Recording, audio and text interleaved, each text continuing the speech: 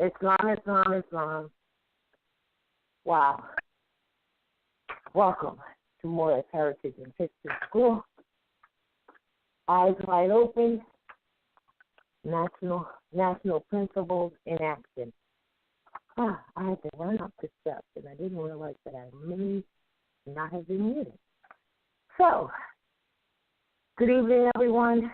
Thanks for calling in and listening to our broadcast today. I am your host, RVBey, and he will be back next week. We still send her love to her and her family. And I have with me today Ms. Raheem Ill. Thank you online. Peace and love, man. Peace and love, Moorish. All right. How do I sound? Am I all right with the sound levels all right? You sound a little muffled and a little winded. You want us to start you off? Well, I'm only winded because I ran down the steps because I thought it doesn't matter. But I'll be fine in just a second. I ran up and down the steps, but that'll go away. And we also have, how are you this evening?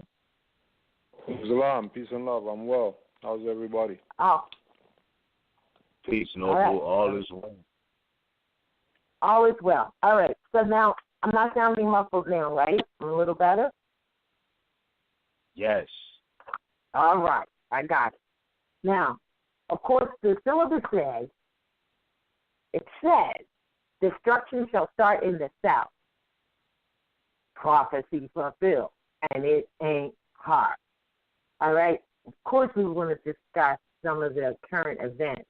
And we want to discuss them in a manner where people do not feel that there is untowardness towards the natural occurrences that are happening and destruction that we already knew would come. So we want to discuss it in that manner without feeling like we're not being concerned. We are very concerned. In fact, everyone ought to be concerned and in tune with what is happening around them. Now, the reason we put "and it ain't HARRP" is because I recognize something, and that is that although measuring and trying to play with science and what they call HARRP and mess with the weather, everybody thought that was, oh yeah, that's HARRP. Well, we want you to be real clear that if there's anyone out there that believes that this is HARRP, then that was an intended distraction. HARRP coming in and the hype about HARRP, and about, someone being able to control the weather, et cetera, like that.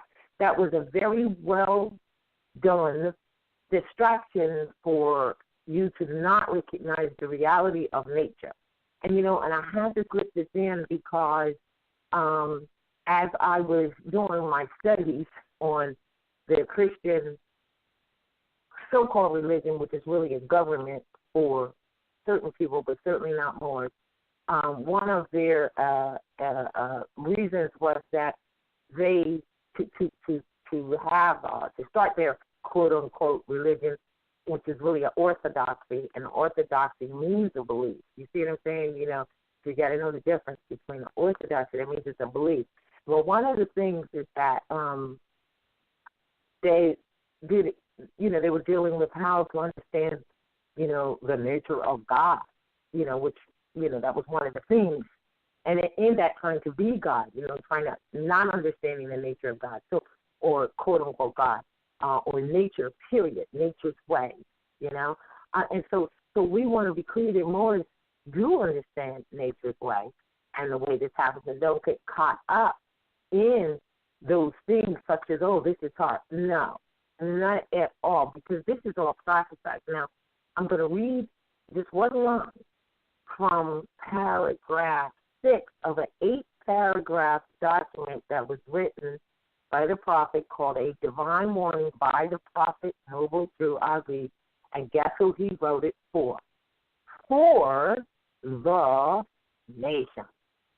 All right?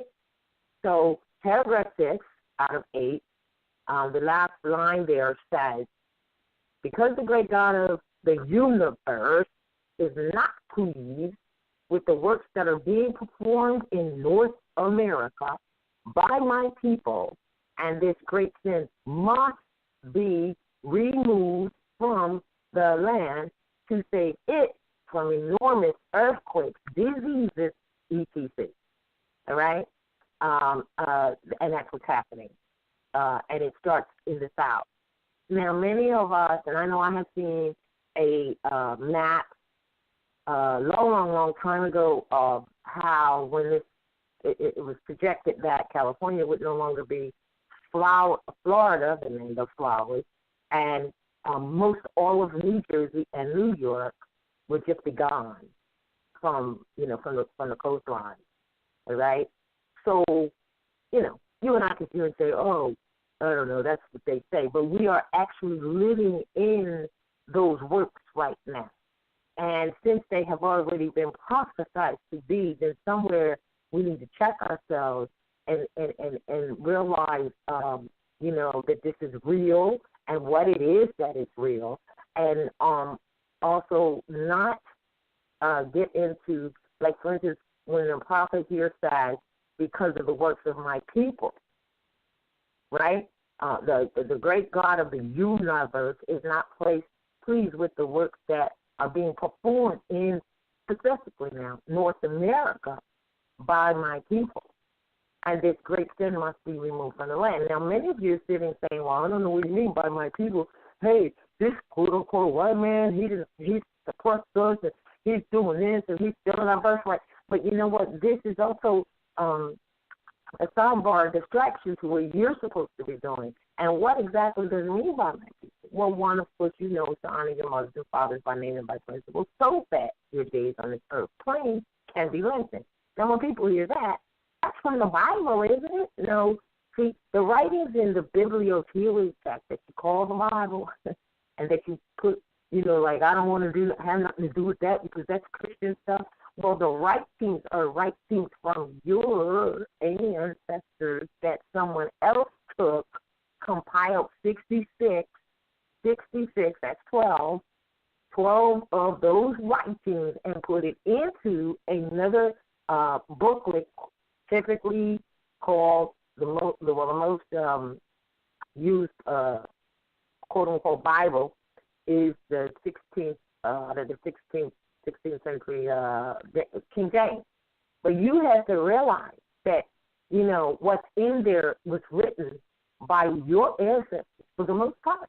They're ancient writings. They're not modern. The other thing I realize that we need to be real, real clear about is that when these people, for instance, with this weather, with the reporting, I kind of share this with you because it was kind of crazy, right? When they say, this is the biggest storm that's hit the United States ever. Well, you got to really hear what's being said. The United States is only, from the perspective of how they are using the United States, it is only, 300 years old. So they're not wrong. From their perspective of what they're tracking in the history that they're talking about, they're correct. But you ought know better. You know what I'm saying? Or at least be able to make the distinction. Now, I found it interesting as well that Florida. Well, Texas happened last week. This week it's Florida, or 2 weeks ago. And we were fortunate enough because on our call the last time, someone called that was actually domiciling near Texas and made some comments about how they were, they weren't caught up, nothing happened to them, but they actually, was on the highway at the time. They were making points of how the people are really very, very, very selfish, even though on the booth tube here, the media, the television, tells the lies in vision. They make you think, everybody is so humanitarian. No, they need to be humanitarian because this is a humanitarian effort, right, to uplift what? Fallen humanity. So they might project to you that everybody is love and peace and helping each other, but they're helping. I'm not saying they're not. They're probably helping each other and their families, and they will help anyone else too, depending on how the thing went down. But or or where they were living, or who they were living by, or what their community was. And they're also going to be, of course, security would be a high level right now for those in those conditions. So I look at Texas and being the Lone Star State, being where not only do they have capital punishment, which is murder, they also murder what would be called retarded people. They don't care. And then I look at the fact of Corpus Christi, which if you look in your Black's Law dictionary, you look up, there's a Corpus Christi Day. And how Corpus Christi was not just flooded, but then it caught on fire. And there's messages being said here, for real. And a lot of the politicians, no matter where they are, that's where they're going to meet. So then I look at Florida, and I see that we know on a massive basis most modern European states retire to Florida. So now you're talking about a high population of elders that are not really in a safe place. All right? You're really, really talking about, and here it is, Social Security. Because the true Social Security is taking care of your elders. That's the true Social Security for all people, is to be taken care of by their family and to take care of your elders. That is divine, de jure, natural Social Security, to take care of your elders. So now you got all these retired people that have made finance off of raping the resources of the land, the natural people, off of their backs for slavery. And when I say slavery, I'm not just talking about the whip and the chain and all that and the enslavement. I'm talking about what is being done today is bureaucratic slavery once you really understand what slavery is, and that it really doesn't have a quote-unquote color. It's an industry. And also that the Constitution will end that industry. But, so this is where they go to retire. Everybody kind of knows that. That's Tyre in the sun, the land of flowers. It has been totally destroyed. Florida, all the way into really Georgia, all the way up to some parts of South Carolina, they're still measuring the water damage, because it's one thing that, yes, this storm hit at a Category 5. It hit Key West, Key Largo, all of them, those keys, it hit that ground at a Category 5. It then ended up hitting up where Naples, I think it is, a Marcus something at a Category 3, and so on, and broke down. But the surge and the wind gusts and the rain that's not going to end until sometime next week or this week or whatever, all of that is changing the levels of the earth level. Because, when water and earth meet, it gets fleshy and makes mud first. And then, water seeks its own level. Water is the most heavy is our weight element that we have. And very unassuming, so to speak, in that, it can rest up against something. Water damage is the worst, and it can rest up against something and destroy it. Okay, it could be concrete. It don't matter what it is. In a matter of time, so shall it be. So what's happening is the changing of, the outline of the Earth's surface with water, And this isn't really new. It is the thing you got to look at. It isn't really kind of new. It's like the structure and changes happen in cycles. That's why it's not really time, it's cycles, because there's cycles these things happen. So I looked at also on the boob tube. I don't know, some of you might not know what boob tube is, but that's the TV. That was just the terminology that was used some time ago. I paid attention, and I'm like, now I have to respect, and you have to respect, and we all probably can respect, that a person's field of study, such as a meteorologist or a meteorologist and studying meteorology, it's great to have excitement in that because that's what they're excited in. So I get that part. That's great. That's great. But I noticed that, they're like, look how the wind blows to the left. Look how the water drops from the window. See, 4 drops, 5 drops. It's like, I'm like, this is like total over excitement and exaggeration. And all of this is going on while things are being damaged. And I couldn't help but think there's something else that's going on somewhere else. But then again, this channel is the Weather Channel. It's 24/7 weather. Well, they got a lot to report now. And so I figured, okay, something else is going on somewhere else that we don't know about. And I'm sure some people can make some calls in and solve some things. Someone was telling me earlier today, I think his brother John was telling me earlier today about how there's people who were taking a picture, with a video of the water receding or twirling like in a spiral line, because that's what everything goes in, quite frankly, a funnel, receding back, the water receding back. So that means that in some places water is coming forth where it hasn't been, and in other places water is receding back, and they actually could see it. Some of you may have seen it. I didn't see it. See it funneling back for miles. So that means that water may never return to that spot, may never return, because nature is, it's just like in Texas, when they had the storm and then it seemed like it was all right and everybody came outside, but around 7 o'clock that night it hit again and really did damage. Well, that was the actual storm itself and the energy in it that had sort of stopped over the Gulf of Mexico. It was pulling up the waters from the Gulf into the storm. That's why it was sitting there. This is real like brain stuff here. It's got a brain of its own. So it's pulling the water into the storm up, because remember, water and air are interchangeable. They're interchangeable.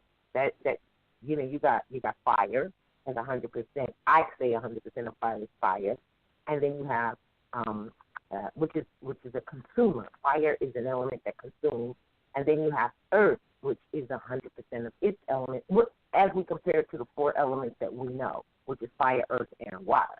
So then you have earth, which is 100% of itself, and it is also a consumer. It sucks in the water.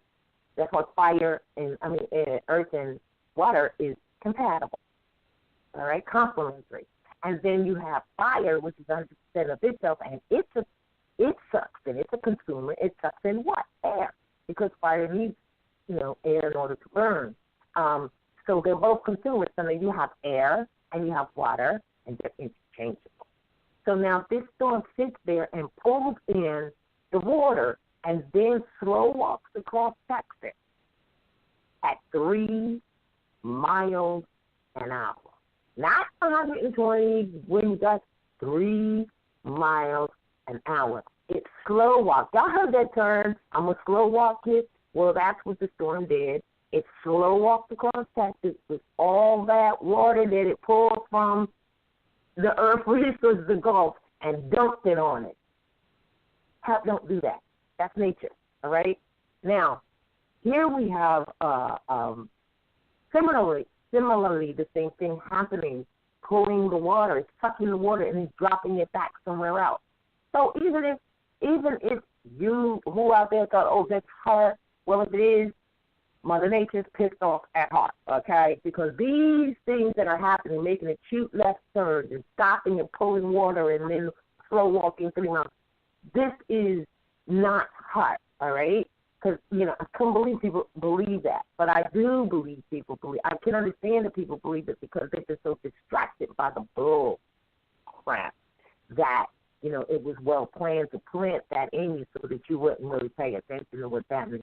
And so the last thing I want to say is that I observed, I guess you could say, is that, I'm watching these people.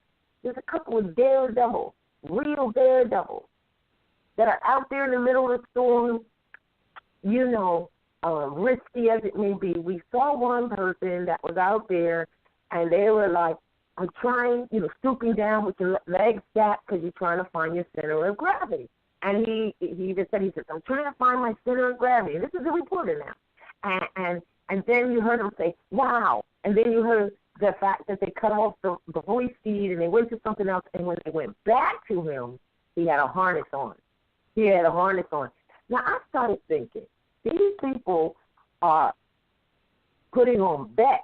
It's probably even almost like an accolade thing. Like they're going to get, not so much they're going to get paid, they're probably going to get paid well too, of course. And if something happens to them, they probably got a contract where their family will be taken care of for the rest of their life or something like that. Aside from that, they have a desire to do this because they're into it. But they've probably got bets like, all right, you will raise up the ladder once you win your stripes by how long can you stay out in the storm. Last year, Joey stayed out, but he didn't stay out but for 2 hours. Can you beat that? I mean, you guys maybe think that's funny, and it is, but it's real. I mean, down to a coffee pot probably a wager on these people. And when they're done, they will be known for being the one that stayed out there. And I noticed there is a woman out there, too. Now, two main people that I saw that were really deep in it. And I'm thinking, wow, this is so interesting. And it is amazing to see. It is amazing for them to really be out there. I mean, I remember one time there was a storm, and I was just up on the second level, and I heard the wind, and I felt the wind come through the house or by the house or whatever like that. And it actually was a very good feeling. It was like it was a cleansing feeling for the air, because air cleans. All elements clean. You have air cleaning, you have fire cleaning, you have, that's the sun. You have a water cleansing, of course, and then you also have an earth cleansing, which is where the mud comes in at, where the mud mixes with water. So people go out and they go have these quote-unquote mud baths.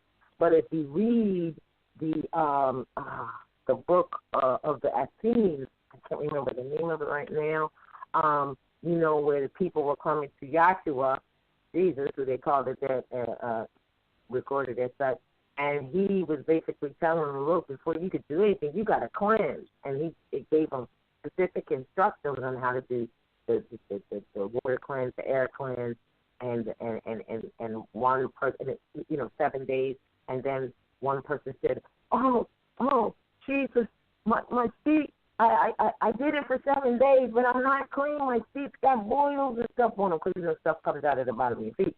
And he looked at him. This is really in the book now. He looked at him and he was like, okay, what you got to do, because obviously the sins that you've made are a lot longer than just one trip on the 7. You got to do it a couple of times. That's what he told him. And he said, remember all the sins you did? All right, well, here's what you do. You take your feet and you go put them in that, at the edge of the water. You just stick your feet in the soft part of the earth. Well, now you guys got to know that's the mud. So that was the mud bath to draw things out. So anyway, not to go off track. So being in the air or feeling that air gust, it is a beautiful feeling. As long as you can keep your feet on the ground and you're not going to be thrown away from a tornado or a hurricane or whatever like that. And so I will say this too. There's the difference between a hurricane and a tornado. Typically, the tornado is a wind, it's the air, and a hurricane brings water. Now, this particular storm, Irma, brought both. It's like it was so heavy that the hurricane turns into a tornado in certain places. They had tornado watches, hurricane watches, flood watches, all of the elements of the earth based on the fact that the universe is not pleased with the works that are being performed in North America by my people, and this great sin must be removed from the land to save it from enormous earthquakes, diseases, etc. Now, I will say this. This is what I forgot to mention. You may be saying, well, what am I doing? You got to understand that, when you, especially, and I do say especially, if you should take the time to study the works of Prophet Noble Drew Ali left, you will understand exactly what it is, the works that you are performing in North America that need to be removed from the land. Because as soon as someone says this great sin, the first thing you do is go to the church. Oh, my God, they come calling me a sin. It is also. Please keep that in mind. And with that, I yield the floor. Islam.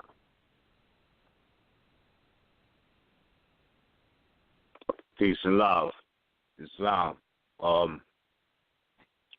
I mean, when you were speaking, what was coming to mind as in Revelation at the same time, or like an epiphany, basically, was when you were mentioning the elements about, you know, the hurricanes and the tornadoes, you know, one being actually air, the other water and air type of thing.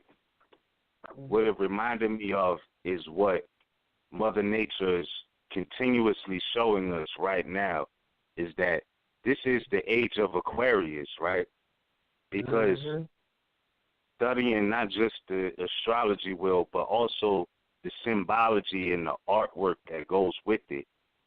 Aquarius gives a deceptive appearance, and that's no shot at Aquariuses. But like, if you didn't really know the chart, you might think it's a water sign when really it's an air sign type of thing, right? Yeah, and many people do make mistakes. Yes. Right, because air and water are interchangeable in real elements. Like, so the duplicity of air signs, like, you know, Gemini is the twins, right? It's 2. Libra has 2 sides to scale. It's like a duplicity there in all of the air signs, artwork. Yep.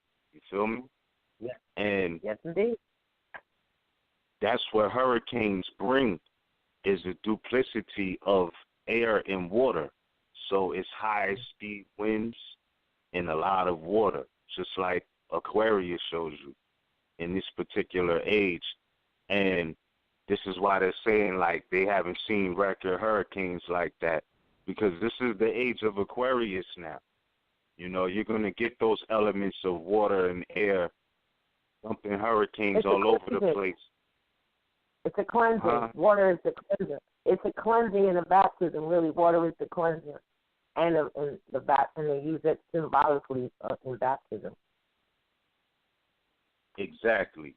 It's showing you the age that we're in, the times that we're in, and the fact that we've been in these times before in history, because, you know, the timeline is damn near infinite. But when you look at things, when Noble Drew Ali was talking about the great earthquake that caused the great Atlantic Ocean, because, you know, people can't believe nature has this power, because a lot of people are not used to the cycles of nature in ages. You feel me? So, like, they're like, oh, all of these hurricanes, it got to be something that HARRP is doing. I'm not saying that doesn't have its place and effect. All I'm saying in conjunction with what you were saying is that don't ever sleep on the fact that Mother Nature has this ability to do this.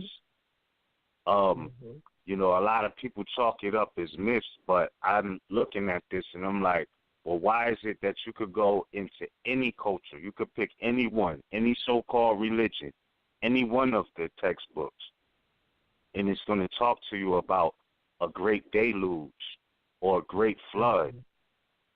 You know what I'm saying? Like, why is it that if it was a myth, how is this myth uniform, sold into all of these different philosophies? It's not like it just belonged to one. Even if you look at the indigenous Mexim or so-called Mexican philosophies, they talk about this deluge, right? So these are ancient stories. Can you interject something right here? Can I just quickly interject? Because you said Mexico. And I know I said that, you know, the United States of America Incorporated, Union States, those people right there, and the president of those Union States was talking about, he just said it too, we are going to build that wall in Mexico. No, you're not, because Mother Nature got another wall for you. You know what I mean? And Mexico, with this happening, California really is Mexico. We don't know this. It ain't even going to be here. So you're not building a wall nowhere. You got to worry about taking care of your people and your elders, especially their elders, because a lot of them, as I said, they retired to Florida. They won't be doing that now. Yeah. I'm sorry, I just want to add that in there. So this great deluge or flood exists in all of the philosophies from every place on the planet. Like, they talk about this great deluge. And even in the so-called Holy Bible, they talk about the great deluge. You know, Noah's Ark, the flood. But they give different appellations in different cultures, but yet the same exact story is there. And it's just kind of crazy because a lot of people do chalk it up to a myth. And I've really, you know, I've seen it's the story exists in every philosophy that it's like you can't knock it. Like, you know what I mean? You can look at the planet or the maps and they show you how it's just a puzzle spread apart and everything could be, you know, together. Noble Dra Ali spoke about this in the Circle 7 Holy Quran of the Moorish Holy Temple of Science. He was speaking about the great earthquake that caused the Great Atlantic Ocean. You know, understand? And I'm like, all of this, and I'm saying this for those who don't believe nature has this power, right? You could chalk it up to myth if you want, but don't sleep on Mother Nature. Like, it's all natural energy. Because look at it, too. Noble Drew Ali was talking about the fact that, you know, the river Nile was dredged by men. You understand what I'm saying? Like, it was actually dredged by people. And I'm like, well, if we have the ability to do that, you know Mother Nature has the ability to create oceans. But for those, and we can just look at United States history and notice, I said United States history, not even American history. Right. Because it is you know what I mean? One is very modern. The other is very ancient. Our Moroccan or American history, you know, is way older than United States history, which has a birth date in the 1700s, right, of a corporate body, right? But nonetheless, even since they've been in operation, right, let's just look at this. This is documented facts. For those who think that nature can't cause these, you know, happenings to happen, you know, natural disasters as they call them, or natural cleansing, or natural creativity. We could even look at it like that. If it's shaping and molding the earth and, you know, she's doing what she's doing to get things in form, then, you know, it's a pattern of creativity or you know, energy that is beyond, you know, us and our self-righteousness in certain aspects. But just so you know, it's a documented fact that the planet can do this. You can check many different geological videos and things like that. But the earthquakes in the Mississippi, right, in 1811 GC, Gregorian calendar, there was earthquakes in the Mississippi. And this is what it says, and just so you know, right, a decent unabridged dictionary will also give you history in the back. Like, once you get past the definitions, they have categories of history. So this is in the 1936 Webster's Unabridged. Just in the back, it's talking about United States history. And under 1811, it says earthquakes in the Mississippi River region, south of the mouth of the Ohio, destroyed small towns and created Reelfoot Lake. Just think about that. And created Reelfoot Lake, 14 miles long. Not just that, look at how nature affects these corporations big time, because it goes on to say the Republicans refused to recharter the National Bank. Whoa. Republicans refused to recharter the National Bank. How's all this happening in the same year? Just like you see today, if anybody remembers or was navigating or is navigating since the times of Katrina, you remember, and there's some of our elders out there who remember previous to that, that gas prices were extremely low before. We're talking about under 1 note at a certain point. But when it was high based off of other happenings, but I know 2005 when Katrina hit, the gas prices went extremely high all over the nation, though. Like, not just down there, all over the nation, the gas prices went up. And really, haven't really went back down to the price they was at since 2005, after Katrina hit. So when you talk about these natural disasters and how they have a direct effect on everything, specifically, you know, during the age of Aquarius, you know, this is the deluge time, flooded with information, intellect, wisdom, energy, natural law. This is what we're looking at, you know. So even with the fact that they weren't even you say the Republicans were refused to recharter the National Bank at that time, and it was an earthquake in the Mississippi that caused a lake. You can already understand that nature has more power than so-called HARRP. You know what I'm saying? Like, nature has been causing lakes, oceans, things like that. So that's my only thing is when they be like, oh, this can't be real. This has to be some program that the Europeans implemented. I'm like, that may be true, but that doesn't take away that nature does have supreme ability. You know what I mean? And if that's not respected, it's going to continuously show itself. And even if you do, she's still going to continuously show herself because that's just what it is, specifically in these times of Aquarius, you know? And like you was mentioning, it hit Florida hard, specifically the Keys and things like that, you know? You got to remember before a lot of this colonization, like Florida was covered a lot of different land, even so-called Louisiana. And it's just amazing that you had Hurricane Harvey who smashed Louisiana, but I mean so-called Houston, Texas, and other places on the Gulf Coast, right? Earthquake in Mexico.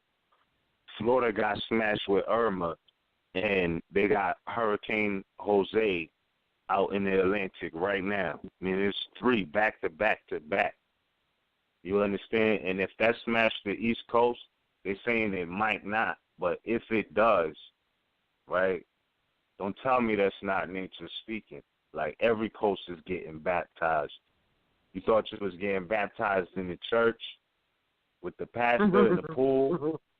No, this is baptism of our lifetime right here with these hurricanes. Yes. But like I said, you know, you need to know to expect this in the age of Aquarius because it's so old, you know, that you see all of these stories about the deluge or the flood. And I wanted to make that point very clear for those, as you were saying, who blame everything on something man-made, like nature can't do it too.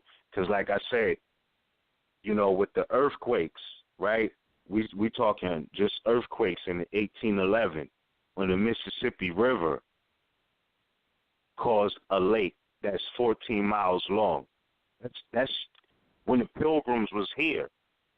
So imagine before they got here what was going on with different natural processes in nature. And, you know, to discredit that aspect is not, I think that's a discredit to natural history, natural law, you know. So I wanted to make that clear. That's something you could definitely go research, the earthquake of 1811 in the Mississippi and look at that timeline. Then, you know, what else was going on in history, because you got to remember, it was a time where Confederate notes were being passed around as if they had value, just like the federal note today. So what you see is when you look back into these times and see the different currencies and things like that, you see the linear aspects later. So basically, whoever, quote unquote, wins the war is in a quote unquote position of power to manipulate the currency. Also, in correlation with that, correlating back to even with this the earthquake that happened in 1811, and Republicans refused to recharter the National Bank. Look at what was the currency at that time, because it was not the Federal Reserve notes that you see today. No way. Not before the quote-unquote Civil War. So, you know what I'm saying? If you look at how different positions of power, slipped away as a result of wins and losses in so-called war, and nature playing a part in that too, switching up with the times, then you'll see that, it's nothing we can do that nature can't, as far as it comes to the earth. Like if we could dredge a river, the Nile River at that, as Noble Drew Ali was mentioned, past tense. Like, if we can do that, no nature can shake it up to manifest oceans, you know what I mean? To detach land from other land and make you think you got another land as a motherland when you already home, So it's like all of that plays a part. And with that, for now, I yield the floor. Wow. Kuja, what is your take and comment on... One thing I'll just put on the record, Cosmic Science of the Ancient Masters, Hilton Otima, Chapter 6, Natural Science. Mm-hmm. The ancient masters were students of nature. They were naturists of the first order. Their system of worship was naturism. Their gods symbolized the powers of nature. The supreme ruler of it all was the cosmic power of the universe. Study of the destiny of man. The masters logically turned to nature for guidance. In her vicissitudes in the vegetable kingdom, nature seemed to pass through a process of dissolution and revival. The universal power was identified with the changes in nature, and the forces in nature symbolized in the religious dramas of the ancient mysteries was worshipped with imitative and sympathetic rites. So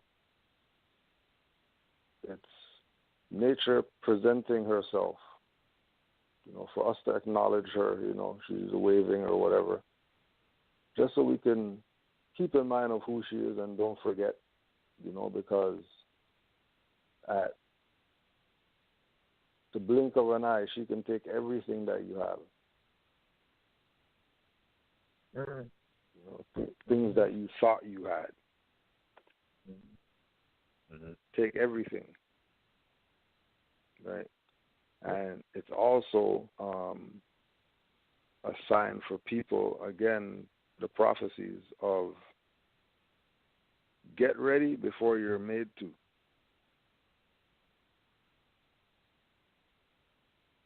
You said get ready before you're made to? Yeah. Force. Okay, go ahead. Forced to make changes. Go ahead. Make sure that you're prepared. It's all fun and games or whatever, but preparation is important, because if nature is doing it like that, pick up an ocean and drop it wherever, then anybody could really get it at any time. And again, too, remember all these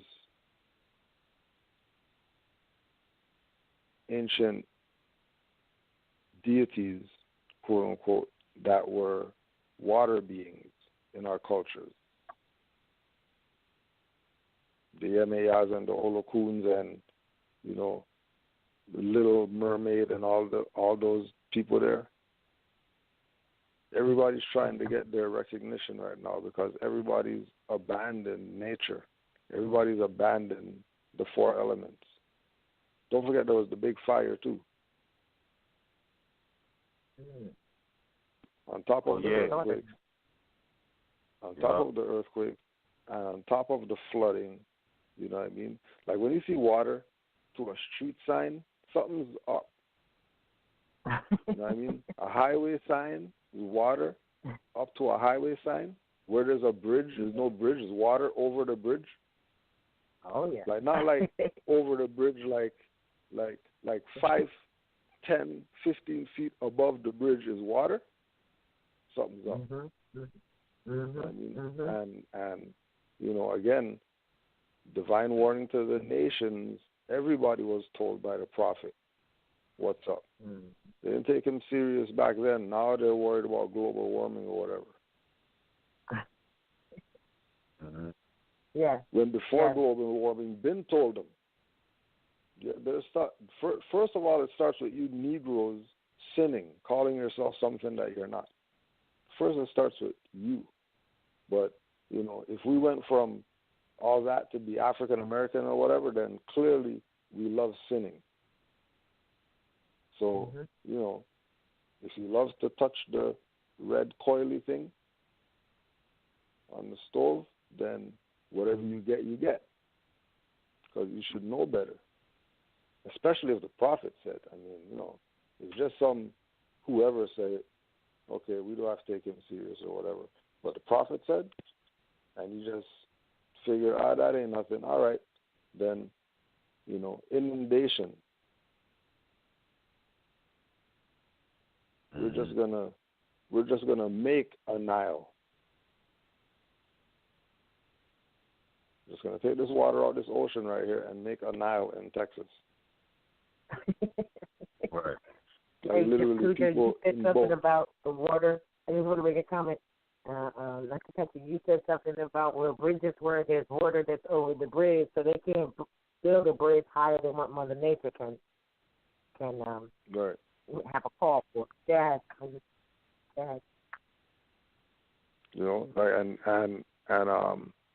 there was also like just certain ones people really don't think about. Like there were people that they were saying, yeah, they say that they're cool. You know what I mean? Because they're in an apartment or whatever. But the only way to get out is elevator or stairs. If those flood, like where are you going? And then when you get out, you got to swim. Yeah, like, go to higher ground, but not in an apartment building. Try to use as far as your measure as to how higher you're gonna go. Exactly. Elevated land. You know what I mean? Because they straight told people, don't think we're coming to help you guys or whatever if stuff goes down. Let them know that, and then told people that if you don't have anywhere to go and you got warrants, we will accept you, type of thing. Like, yo, but then look at this though, right? All that extension in the midst because Hurricane Irma coming.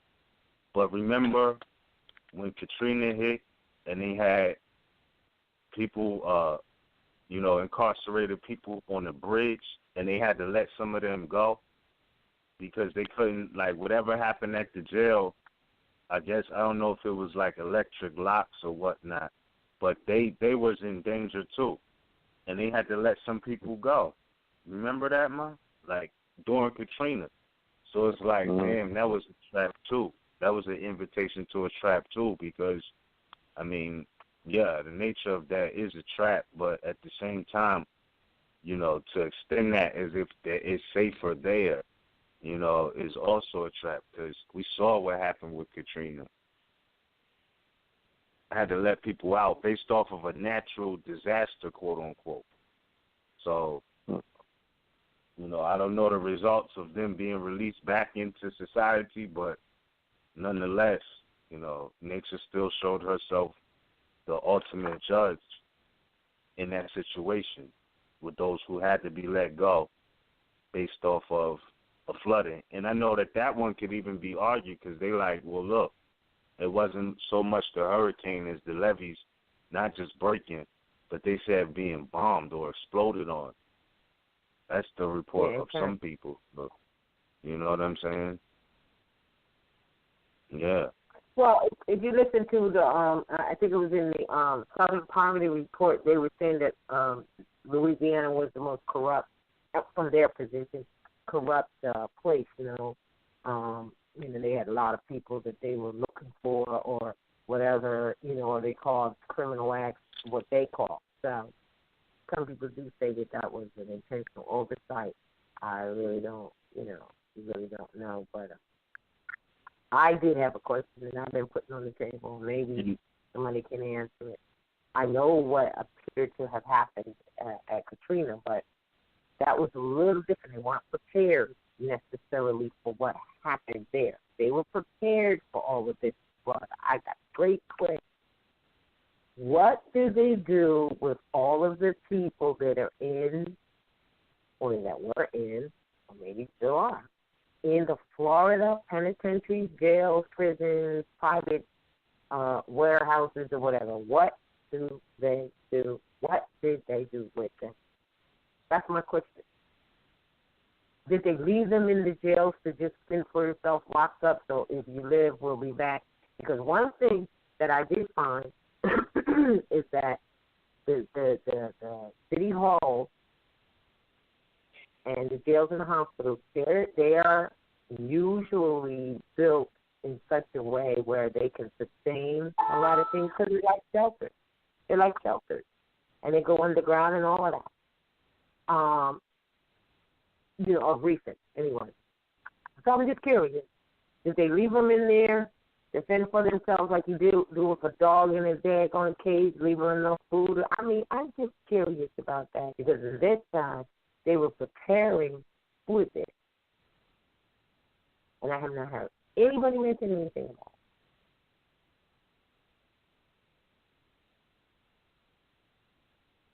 it. Any takers? My fault. Can you say that again? You sounded a little muffled. I don't think I heard you clear. My question is, this time around, like with Katrina, they weren't really prepared for what had happened, you know, as they are definitely or were definitely happening after. Yeah, I mean they say that they cleared them out, but you know, who knows? Oh, okay. They say they cleared them out. You know, they said that they did, but you know, I mean. Yo, but you know what's crazy? Like how dangerous you know what I'm saying? Like I remember watching the footage of a flood in so-called Virginia, and they showed the footage from the perspective of a kitchen. Like they was in the kitchen, and the water rose literally to the ceiling. And I'm like, yo, you know how dangerous that is? Because they in the kitchen, it's knives that's floating in the water. You know what I mean? Different sharp utensils and things like that, all in this water. Like, and that could be any first floor in America. You know what I mean? So, like, just the dangers of water flooding that high, like Cujo was saying, you know, up to a expressway or highway sign, etc. Like, yo, that's extremely dangerous on multiple aspects, not just I'm on high ground You know what I mean? Like the sharp utensils that's in there, and even different places down south where there's, you know, aquatic animals / mammals that can exist in land and water, if you will, and you know they're floating in the water. All of these things, this is mad levels of danger. You know. Yeah, I'm just curious about that. Just kind of curious as to, you know, how that went down. You know, just because I'm sure that article that's there. You know, even though now I think things have to shift a little, because when things like this happen, you know, it awakens you to some, I would think, to some basic humanitarian, natural place in your mind. You know what I mean? For survival. Like there's people who, oh my goodness, there's people who just completely have lost, like Kruger said earlier, he said it, will lose everything. They may have evacuated, but they have nothing to go back to. Period. You know, it's gone.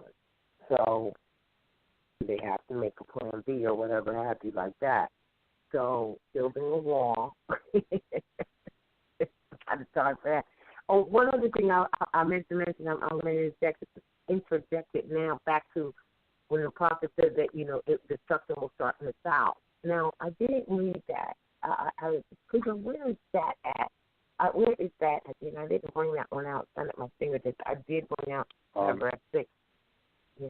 It's in the oral statements, if I'm not mistaken. It's in the oral statement. Okay. All right, we can find it at time, but right. Florida also, although we talk about the South in slavery, et cetera, like that, Florida, you know, we talk about Virginia, but Florida had a big play in that slavery, the whole slave trade thing as well, in terms of the travel, you know, where it is. They had a lot to do with that. So, you know, they're in it for that. We're not talking about anybody personal. You know, it says the sin must be removed from the land, period. And then when you read another writing where it says, what is that, hold my hand out all day long to a hard-hearted and rebellious people who are not called by my name. If they would refrain from their sinful ways, will hear from heaven and heal their land, talking of how we're associating all of this with the land. So then this is the great sin that must be removed from the land, specifically North America is speaking. But it doesn't mean that it excludes any of the other portions, but specifically here, because here we've been the most blinded, the absolute most. I don't think there's any other place in the world that is as blinded to reality or that has breeded people who are so truly miseducated but yet carry the titles of educated. Now you have to read the prophet. He explains that in a writing called Religious Controversy. But I don't think there's anyone else in any four corners of this earth, you know, correct me if I'm wrong, that are as blinded and misguided and driven off of ego and self-righteousness than the people in the North American land. You know, like wake up, call is here for them. You know, I know that those who may be listening may not be able to get, well, what else are we supposed to do, or, you know, really perceive or conceive what is being said. But how could you if you never, you know, took that road or was set into that direction? And it's not like there's some other option or whatever, because this is just basic natural stuff, and we have strayed away so far from nature. It doesn't mean you can't build on nature. It doesn't mean that you can't have or whatever. But I just don't think there's anyone on the floor. I mean, look at it. Someone else should teach our children, and have the nerve to be smug enough to act like, you know, you're going to knock their wall down or their door down because they didn't or because they don't. And then sit there and rally and say, well, why don't you teach them about our history? And they call it black history. And what you don't get is that they are teaching you Black history. Or why don't you have something, to teach them more about, what happened and who they really are, and they're beautiful and they're brown, and all that kind of stuff. But, and go out on campaigns talking about Black is beautiful and all of that. And that if that's a slogan someone wants to use, it would be one thing, but nothing in there contains, but none of that is really about who we really are as people, period, anciently or otherwise. It made naturally. None of that is there. But then we'll, be so self-righteous and ignorant to, demand that somebody else includes this information in their curriculum for your child. That's craziness. That's absolutely absurd. So when you look at that and many other things, no one in the world is as blinded. And even in the writings, it's like we're blinded by the sun. And I mean, anybody could be blinded by the sun, but I mean that in a different manner. We don't even see that. It comes from the east. It rises every day. We don't even see what that means. That's a for sure thing. So, this great sin of ignorance must be removed from the life. And, Mother Nature is working her hands to make sure that you ain't not be able to say it, but to make sure that certain things do not have, are ready to bestow upon you, us, those of the ignorant faithful. And then she's in place to make sure that certain things do happen. And those certain things that do happen, unfortunately or fortunately, are the ones that are going to make you be forced to make changes.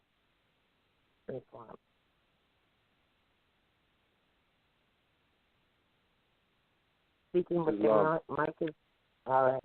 Mm-hmm. Just one more quick thing about nature.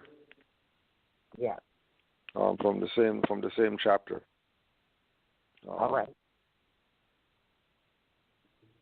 The ancient masters concentrated on those eternal attributes of these forces before which men in all ages, when guided by the true light, have instinctively bowed down, and before which even our ablest scientists are constrained to bend in awe and reverence, if not in adoration. To term these ancient masters heathens and idolaters is not only gross injustice to them and their work, but an admission of modern ignorance.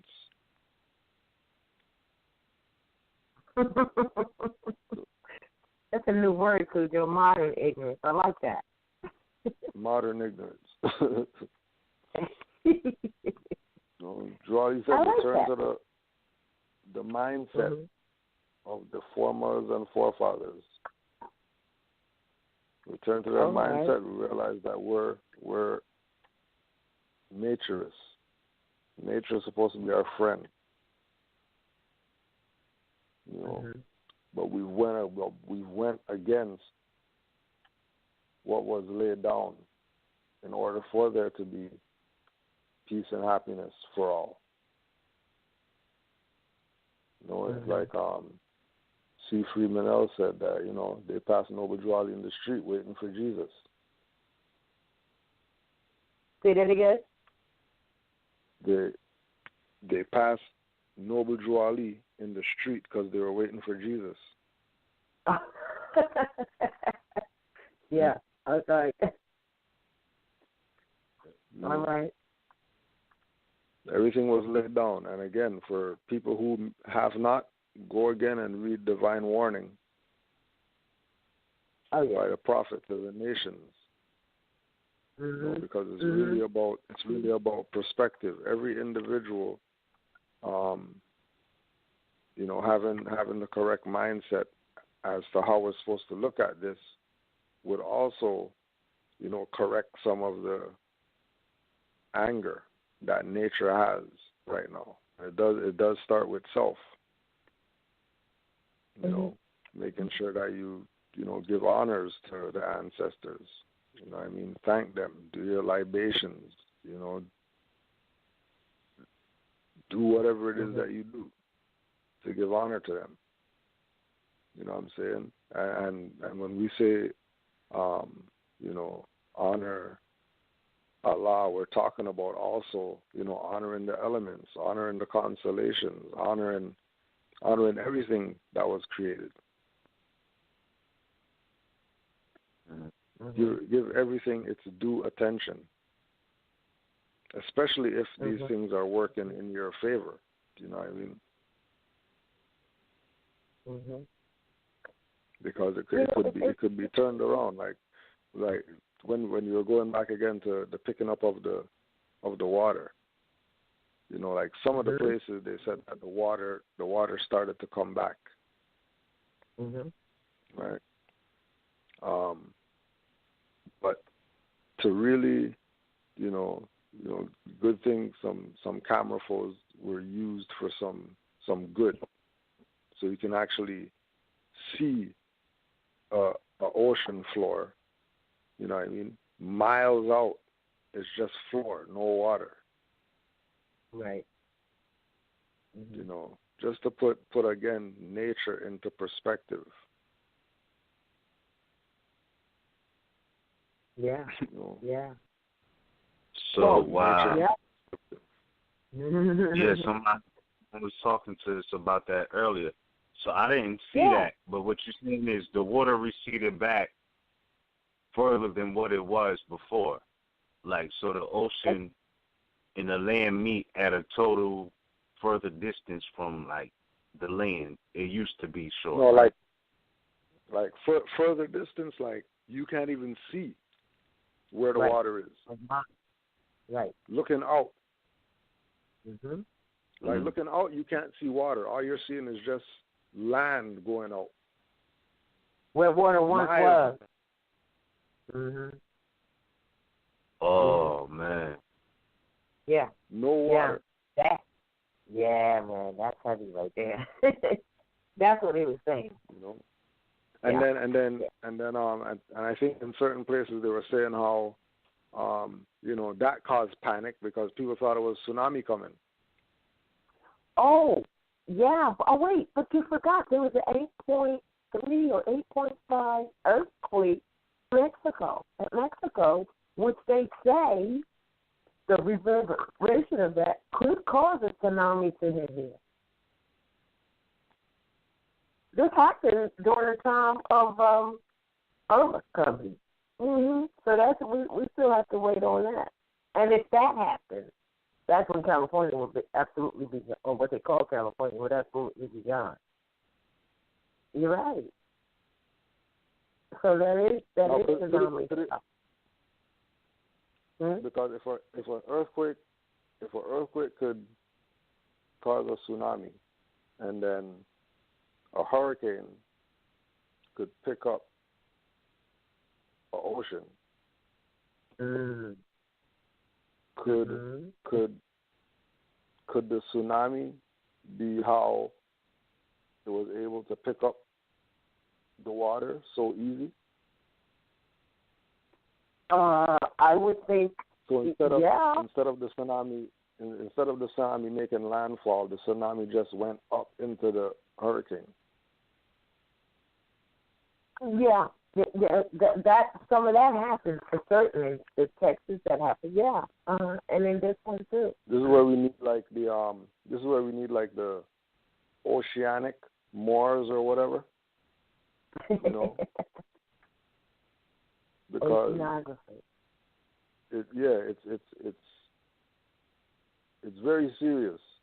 You know, the things that have been taking place. You know, that we're, you know, it might not be the first time that it's happening in existence, but I mean, it's the first time in our existence some of this stuff going on. You know, relative to nature. You know. Yeah. Well, you said relative to nature. Right. Relative to nature is the key word. Right. Yeah.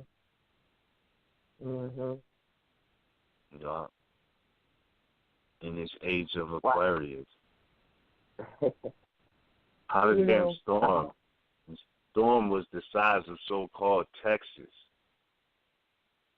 That's crazy.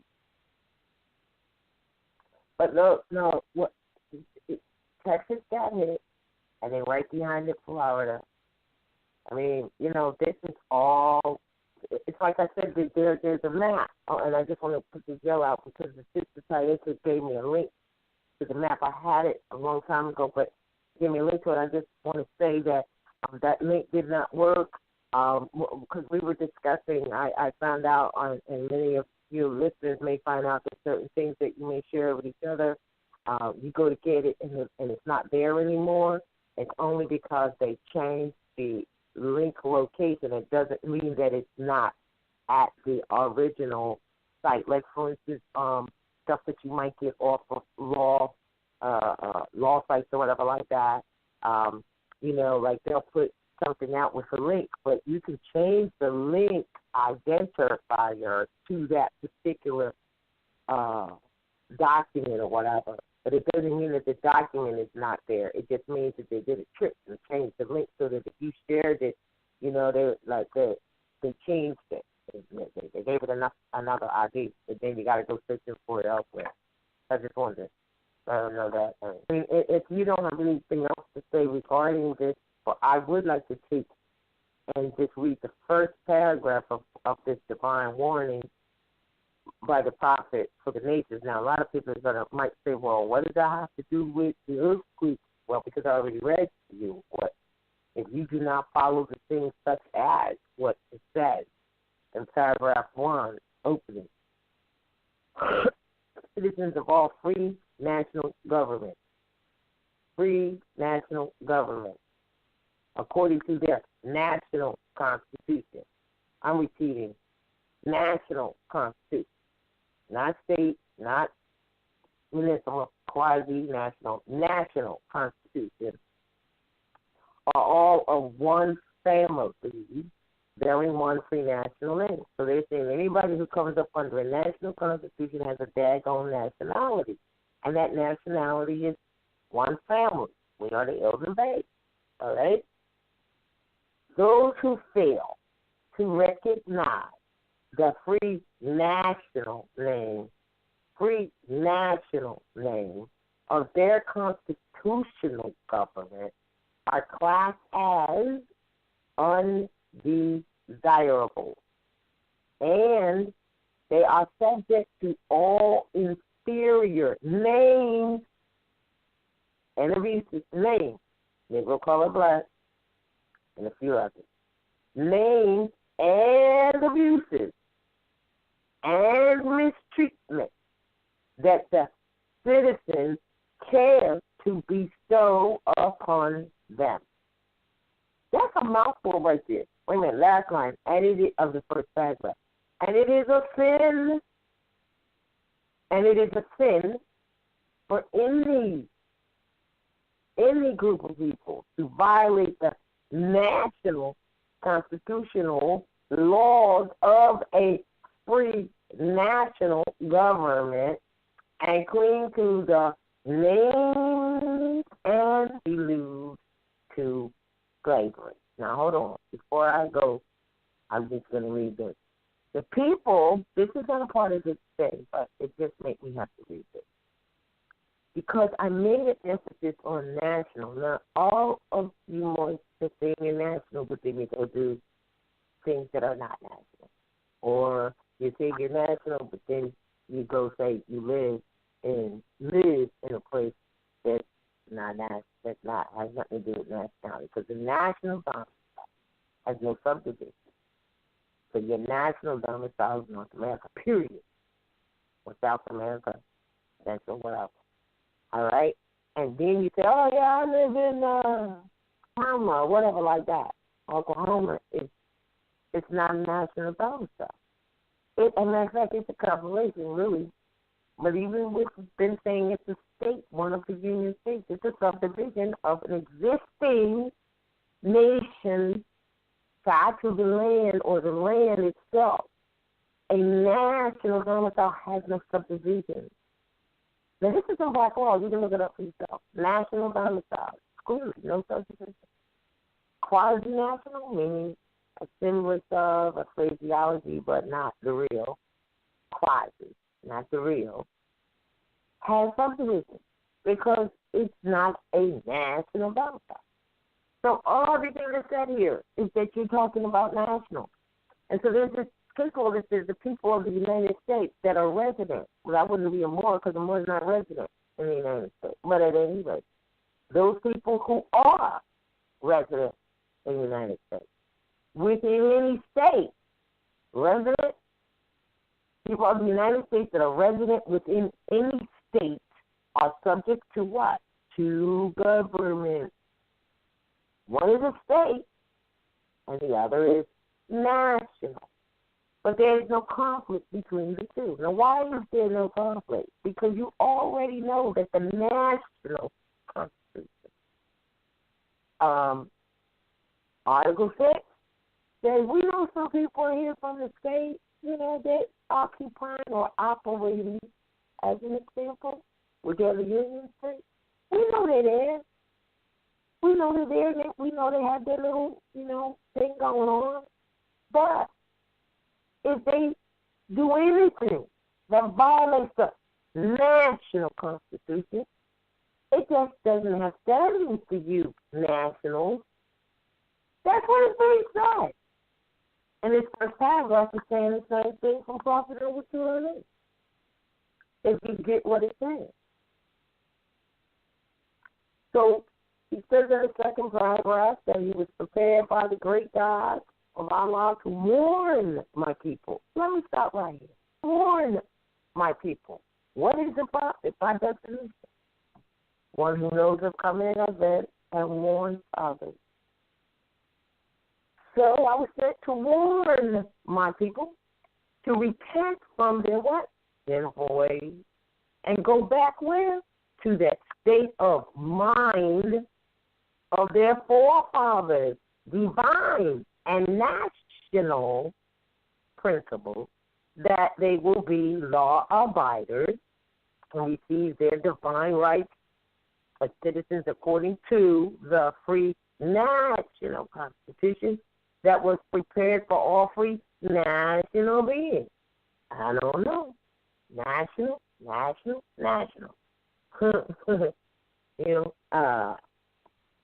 They are to claim their own free national name and religion.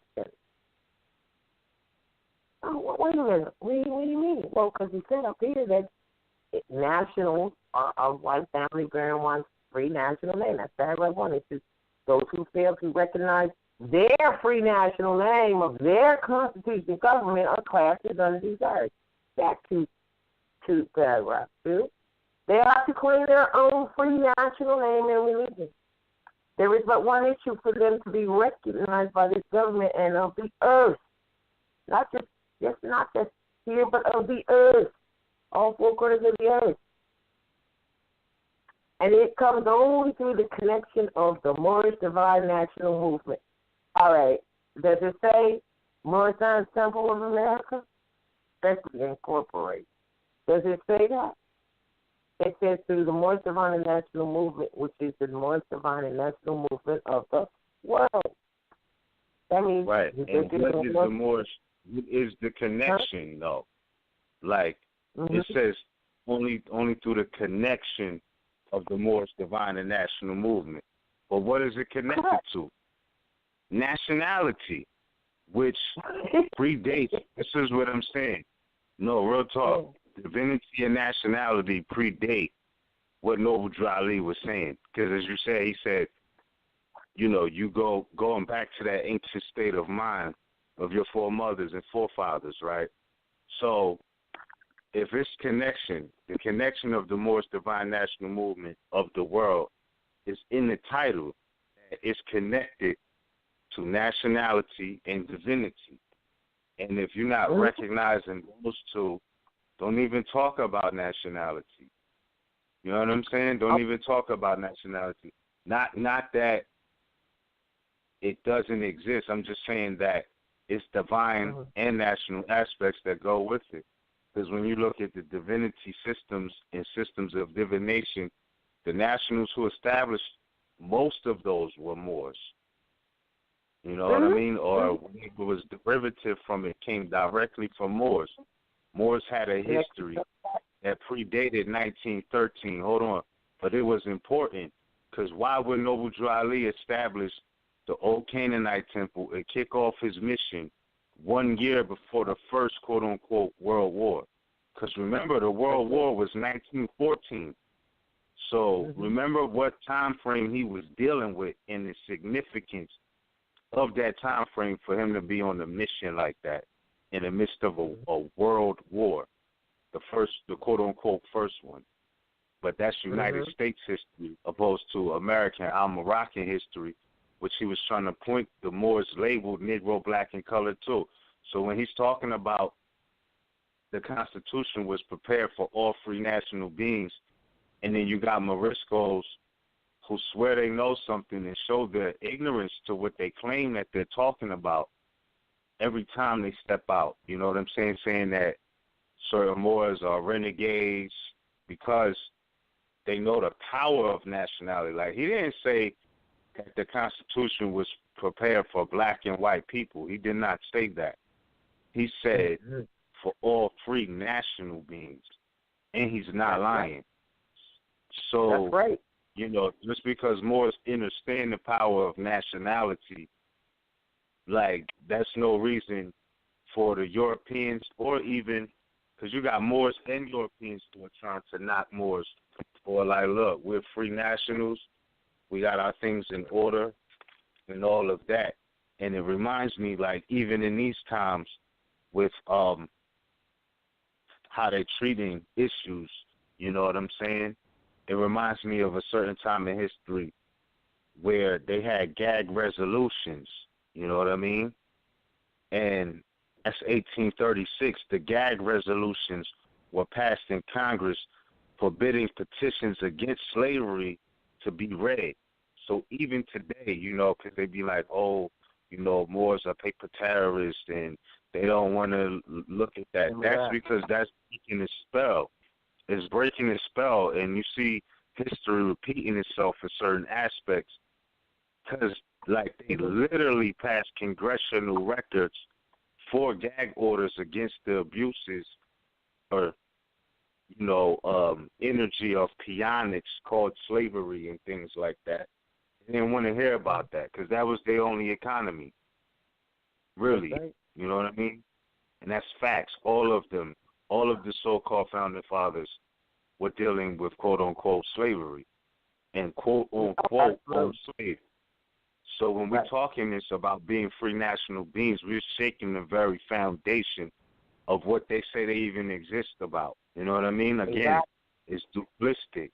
It's very duplistic. Even down to the 14th Amendment, that those who are saying that Moors who exercise rights such as right to travel, all different types of rights, got nationality cards and use them successfully. You got Moriscos who think they know what's going on. It's like the old Hermetic lesson about trying to give, the light is the light, right? But if you got a caveman coming out his cave looking at all this light around him, he's not going to be able to bear it at first. You know what I mean? And his first question, really, for someone who's been in the dark or in the cave, is what is light? So now they're exposed to this light, and they've been in the dark so long, they don't even know how to perceive this thing in a positive way. You know what I'm saying? Because they've been in the dark so long. So like I said, some of the things that are going on today are aspects of history repeating itself. You know what I mean? But like Noble Drew Ali said, this is for all free national beings. Servitude, pionics, all of that can't really happen without consent. And if you don't consent, it's threat, duress, and coercion. Again, it's the principle in law. Nobody can rule over you without consent. Bottom line. That's just it. That's a fact. But first, you got to know who you are when you are in it. That's the first part of the bottom line, and that's where we get, confused about, and we get confused with words because we don't know words. Which the next sentence is, I want to say on this paragraph, he says, which is through the connection of the Moorish Divine National Movement, which is incorporated in this government and recognized by all other nations of the world. So, first thing people think of when they say incorporated is they think of corporations and these corporate states who they go to and get incorporated by. They don't think of we explained this last time. I can incorporate red shoes into my shoe thing, but that doesn't mean I got a 501c or I'm incorporated in that fashion. So that's the first thing they see. Now, when he says which is incorporated in this government and recognized by all other nations of the world. Nations don't necessarily recognize corporations because they're not nations in that respect. So this is where you know that you are part and parcel to the land, not part and partial. All right? But if your mind is thinking that these union states are the nation, your nation, then that's where you get hung up at for real. You start talking about you're partial and stuff. Well, you are if you're a national, but if you're thinking that you're part of a member or /member/citizen of that, then you're going down the wrong road, and you like pulling up the wrong waters. Okay, like the storm's not pulling up the wrong waters. You are now with that, and so excuse me. So, which is incorporated in this government does not mean a corporation. Doesn't mean a 501c, a LLC, or any of that crap just because you saw incorporate. Incorporate means to add something to or join things together. Okay, but it doesn't mean you went down to the city hall or the municipality or the state and have them authorize you to do business rather than making a lawful notice and saying, hey, I'm a sole proprietor doing my thing, which is really equivalent to law without the tie of corporations. All right? So, by doing this and then being recognized by the other nations of the world, all right, through it, you and your children can receive their divine rights unmolested by other citizens, that they can then cast a free national ballot at the polls under the free national constitution. Here's another thing that throws people off the state government. Not understanding what that means. So now you have to know what a state actually is and know the difference between a corporate state and something that is a state, which is a group of people occupying a fixed portion of land under a rule of law. That would be the Constitution. No, we all got to go right back to that fake womb, that artificial womb, thinking that a corporate state birthed you. That's why you do this, because, you forget that you were birthed from your mother, So, as a free being, just from that, merely from being born, all right? And they will not be under or voting, like voting and going to the polls. That's just an opinion. A poll means an opinion. A poll does not mean a vote. It means an opinion. So you have to know that. So if you're going to the polls, they're the opinion polls. That's why you found that, well, I thought so many people voted for so-and-so, and how did this one get in? That started with Florida with Bush and even here of recent. So it just keeps happening because we don't understand that the polls that you go to vote to doesn't determine who's going to be, quote, the president. Even under those conditions, the Electoral College does. Not your opinion. They showed that clearly again. My fault. They showed that clearly again with this last so-called election. They did. Yep.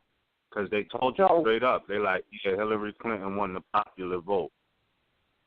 Then how she lose the damn election? You know what I mean? Like, what happened? Exactly. What happened? Exactly.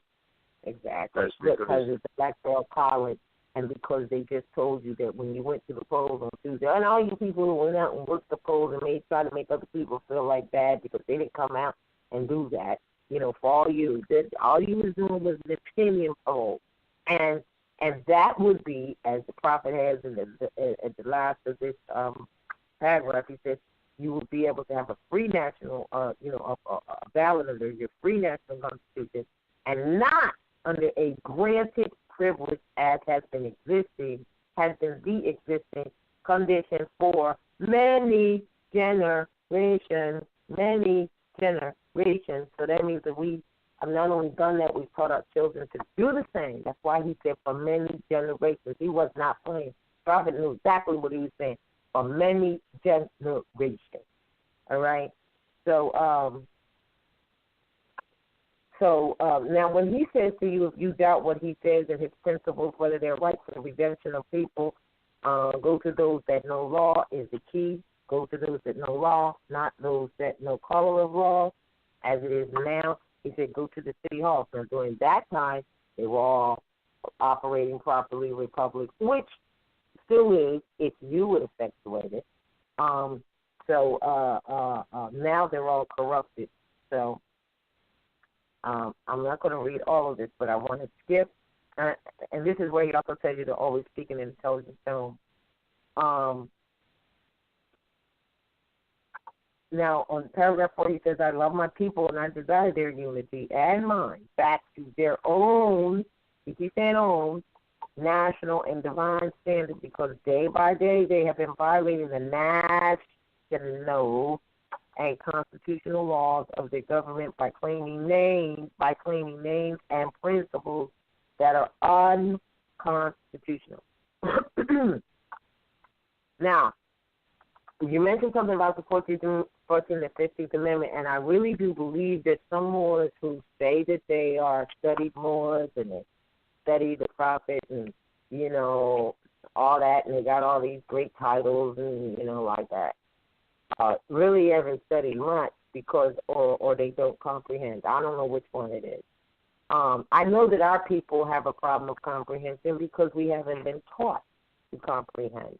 The public schools in which we go to are not geared to teach that. More and more and more as the generations come through, less and less will they be taught to truly read the 3 R's, read, write, and really arithmetic, but they say arithmetic, and comprehend reading with the comprehension. It's more and more those points. Reference points are getting further and further away each generation, all right? So, but as far as the 14th Amendment, and I remember we were talking about this and how you were saying the 14th and 15th Amendment was devised, really to keep slavery, one for the Confederates, who was just stone cold slavery, and then the bureaucratic, the Union states who were pretending that they weren't going to do slavery, but trying to figure out how to make it happen. Well, the 14th and 15th Amendment, my people hear me greatly, that's how they made it happen. But the prophet told the amendment, I get it now, because when I first read this, not unlike many of you that's listening, I didn't get it at that time because it takes some study. When he said the 14th and 15th Amendments for the North and Southern unit, that's it right there. They really did not want slavery. They just wanted to figure out how to, be able to really still do it, even though the Constitution organic was to end that. They figured out how to do it with the 14th and 15th, but the 14th and 15th is not ratified, and it's not law. The 14th and 15th is written for corporations, so you got to start tying this thing together. 14th, 15th, and the 16th is written for corporations. It's not written for national people, which is why he's telling you, don't go nowhere near that. He said right here, after he told you what it did, 14th and 15th Amendment brought the North and South unit, placing the Southerners who were at that time without power with the constitutional body of power. And at that time, which is 1865, the free national constitution law was enforced. So, I'm sorry, and at that time, 1865, I'm sorry, that since the free national constitution, the law was enforced, since the law was enforced since 1774. Now, put a pin in there for a second, everyone. It says the free national constitutional law that was in force since 1774 declared all men equal and free. And if all men are declared by the free national constitution to be free, all right? That's something when I said organic constitution, that's what I'm talking about. And to be free and equal. And since that constitution has never been changed, and people, it hasn't been changed to this day. That's what he's trying to tell you. It was done already. So, but you have to do some studies to figure this out. Not to interpret it. It's not to be interpreted. It's to be, quite frankly, figured out by studying, tying it together. Has never been changed. There is no need. There is no need. There is no need for the application of the 14th and 15th Amendment for the salvation of the people and the citizens. All right? Because it doesn't apply to you, the 14th and 15th. And the 16th, really. Doesn't apply to you. It doesn't apply to you. That's one of the reasons. It just simply does not. It's for corporations. So then you go in, study, and you look up person, and then it says, hey, persons are a few kinds, natural and artificial, or natural and corporate. I don't have it in front of me. And then it says, you know, a person can be artificial or corporate just as it is used, the word person is used in the first clause of the 14th Amendment. Wow. They're telling you that the 14th Amendment is talking about corporate people. Now, some of you may be saying, yeah, well, you know, they got a birth certificate. The birth certificate is not you, never was you, all right? And this might be what you're thinking.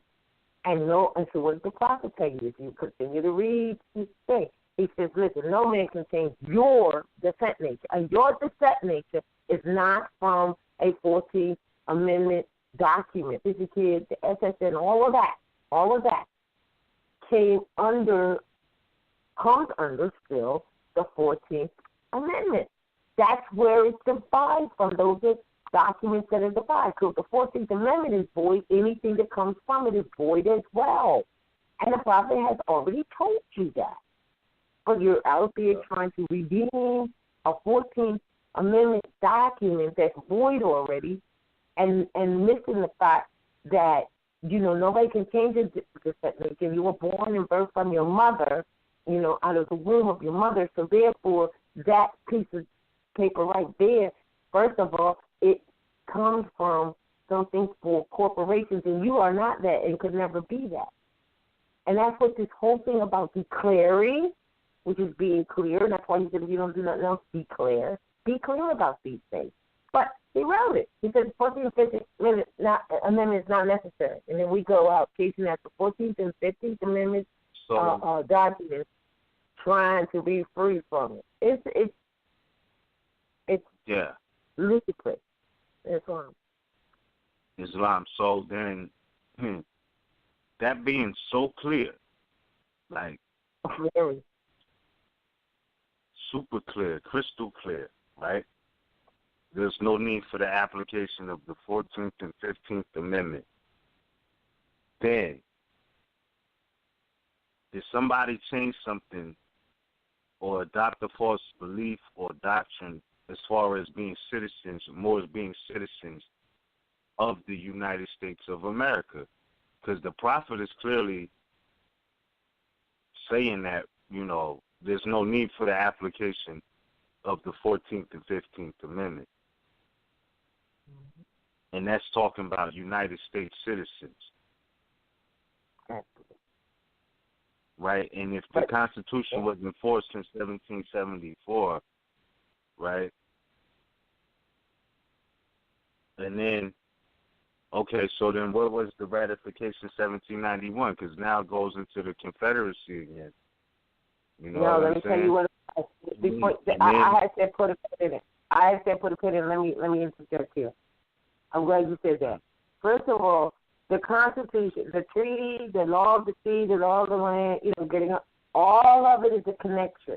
The reason he referred to 1774 is very brilliant, because the only agreement then was when these modern Europeans who were slaves here, you have to know this in order to be able to tie it, and you have to go look at the Articles of Association, which was 1774, where they came to the Congress that already existed, 74, September the 5th, at Philadelphia, and they asked for to be a system with being free from the British who had them as slaves, and from there we were like, okay, make your declaration, and that was the declaration where all men are created equal. So if that's the agreement that all men are created equal, and they were brought into, being free, then there's no need for nothing else, really. I mean, not really.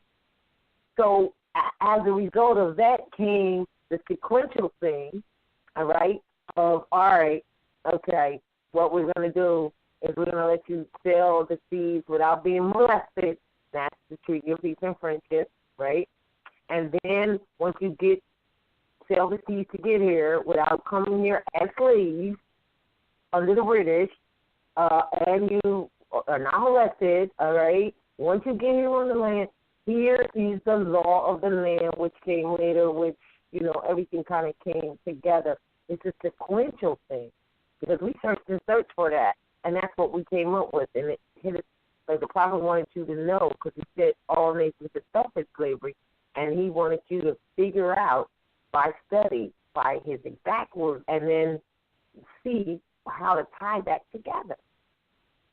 Because this 14th and 15th Amendment, they flipped the script, got you thinking you the daggone slave. You see what I'm saying? We going up under those things that are really established for the corporation, not for natural flesh and blood beings. But in 1774, they came under the fold of government. They came under to be free, or at least recognized by the Almoravian Moors, right? That, all right, we're gonna we're gonna recognize you in terms of being free and being able to be here. But that didn't solve it, because they not really, because it just became a migrating pot of no peace and fights and wars and stuff like that. Yeah, because it's like immediately after that, it's just it's like so much bloodshed just popped off right after the Constitution was signed. Like, so much.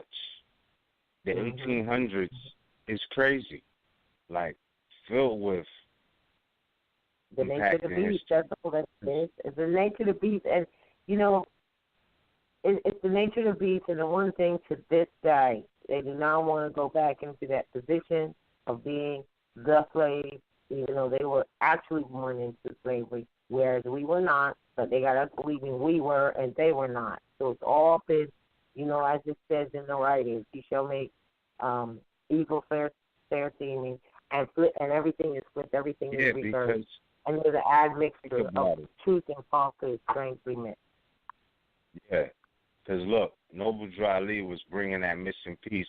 Nationality was absolutely the argument, right? Because has to be. We're talking all nations of the earth recognizing you, based off your free national appellation. Like, that had to be the argument, right? Because the Constitution was in effect in the 1700s, but yet, they still had voluntary, involuntary servitude, peonage, quote-unquote slavery, all of that throughout the 1800s. And then again gave the illusion of freedom in 1865. So when Noble Drew Ali's talking in 1865, the Constitution never changed. You can see that was that Emancipation Proclamation, right? And, the Civil War, right, that was fought during the 1860s. Then, like, whatever came out of that was a new pact or unconstitutional agreement. if you will, because if you really think about it, you know, the Constitution had already banned Confederacy, like, and that was already enforced. So if that's the case, well, he said that we were following off the unconstitutional principles, so you know, and still today are. Right. Exactly. But that has been going on even through the 1800s, and you still see the same thing today. Because, mind you, there's footage of certain people who survived throughout the Civil War and whatnot. You know, Harriet Tubman was on the scene, or Araminta Ross was when Noble Drew Ali was during the same timeline. So, like, all of this was interrelated history when you really look at it. Because, you think about it, the 1865 14th Amendment Emancipation Proclamation, Noble Drew Ali doing what, or officially establishing in 1913 what he was doing, that's really not a long time out. Because think about it. Yeah. We know people right now still alive that was born in the 60s, in the 50s, and we 2017. So liken that to the 1800s and 1913. Yeah. That's really not a long time out, the 60s to 1913. 48 years. You know, nothing. That's nothing really. So he's coming in the midst of all of this political change. All right. That's well, really it's 11:22 minutes. I want to see if we open up the lines. Cougar, did you have any comments? Any comments to make? Because you know we're talking about Prophet Noble Drew Ali, and I know you may have some information that you've gathered up in regards, especially in the 1774. I think we kind of tapped up. We found what he was speaking of is all tied together. I don't know if Cougar's you was pretty much. Y'all pretty much went in on it. Yeah, y'all went in on it. Yeah, boy, I tell you, the prophet's work is on point. I mean, yeah, he knew what he was doing. Absolutely. But what did we need to do? What all we needed to do to get what he was saying is study, right? Right. Because look, that 14th and 15th, when he says there's no need for it, I mean that's a thing to say, but you got to go and look at, well, what do you mean? Then you find out, because it's written for corporations, and we're not that. You know what I mean? This whole mission is about declaring your nationality, because it's not meant for you. You got to know what's meant for you and what's not. You know, and I want to say this: there's so many variations or so many misunderstandings, and I'm not saying any names, but I just found out somebody who I knew we have talked to, or they thought they got it, or whatever like that, and they're telling people, oh man, no, when you get your thing, you gotta go and record, like you said, index stuff, and then they're like, no man, there's some more who won't agree with you doing this, but this is what you gotta do. So you go get this permission, you get this index number and all that stuff. I'm like, wow, I don't know, I don't get it, you know. And they're in the temple. Their position in the temple. Mm-hmm. Yeah. Mm-hmm. I want to say one thing, though. I got to mention it real quick. I don't want to go into the details because I don't have them, and I want to contact someone.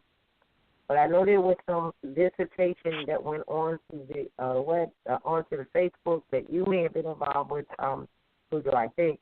But, you know, they threw that out there. They always try to compare whatever they do with RVBey to some degree, you know, that's kind of honorable, I guess. But, you know, I really wish people would get straight. We are not a 501c. Just because the federal Treasury gave us a Dun & Bradstreet number without us asking for it does not mean that we are a 501c. Actually, anybody could have a Dun and Brad. It does not mean they have a 501c just because they had one if they wanted one. We never wanted one. We never asked for one. We never knew we had one until the people brought it to our attention. But, of course, they brought it in a negative manner as if, look at them. They're a corporation because they got a Dun and Bradstreet. Dun and Bradstreet is nothing but a reporting agent for credit, for behavior, for better business. You know what I mean? We don't have any credit. We don't have anything that we know about at all, and we never, ever asked for, knew we even had the number. But in some ways, I don't even want to say we're honored because it really is not matter about that because they're just a reporting agency, such as Equifax and all of them, which, by the way, just went completely.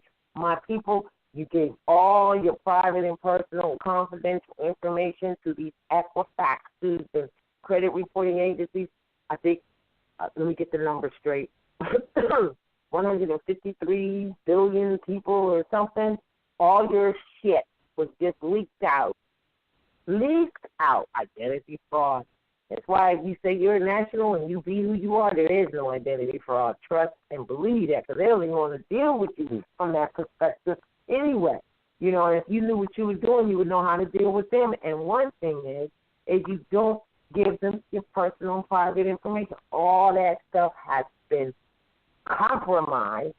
So I brought that up because I was in the midst of just saying that, what Dun and Bradstreet was, even in the heyday when everybody thought, it used to be that if you weren't Dun and Bradstreet, you was the shit. You was the it. You was the whatever.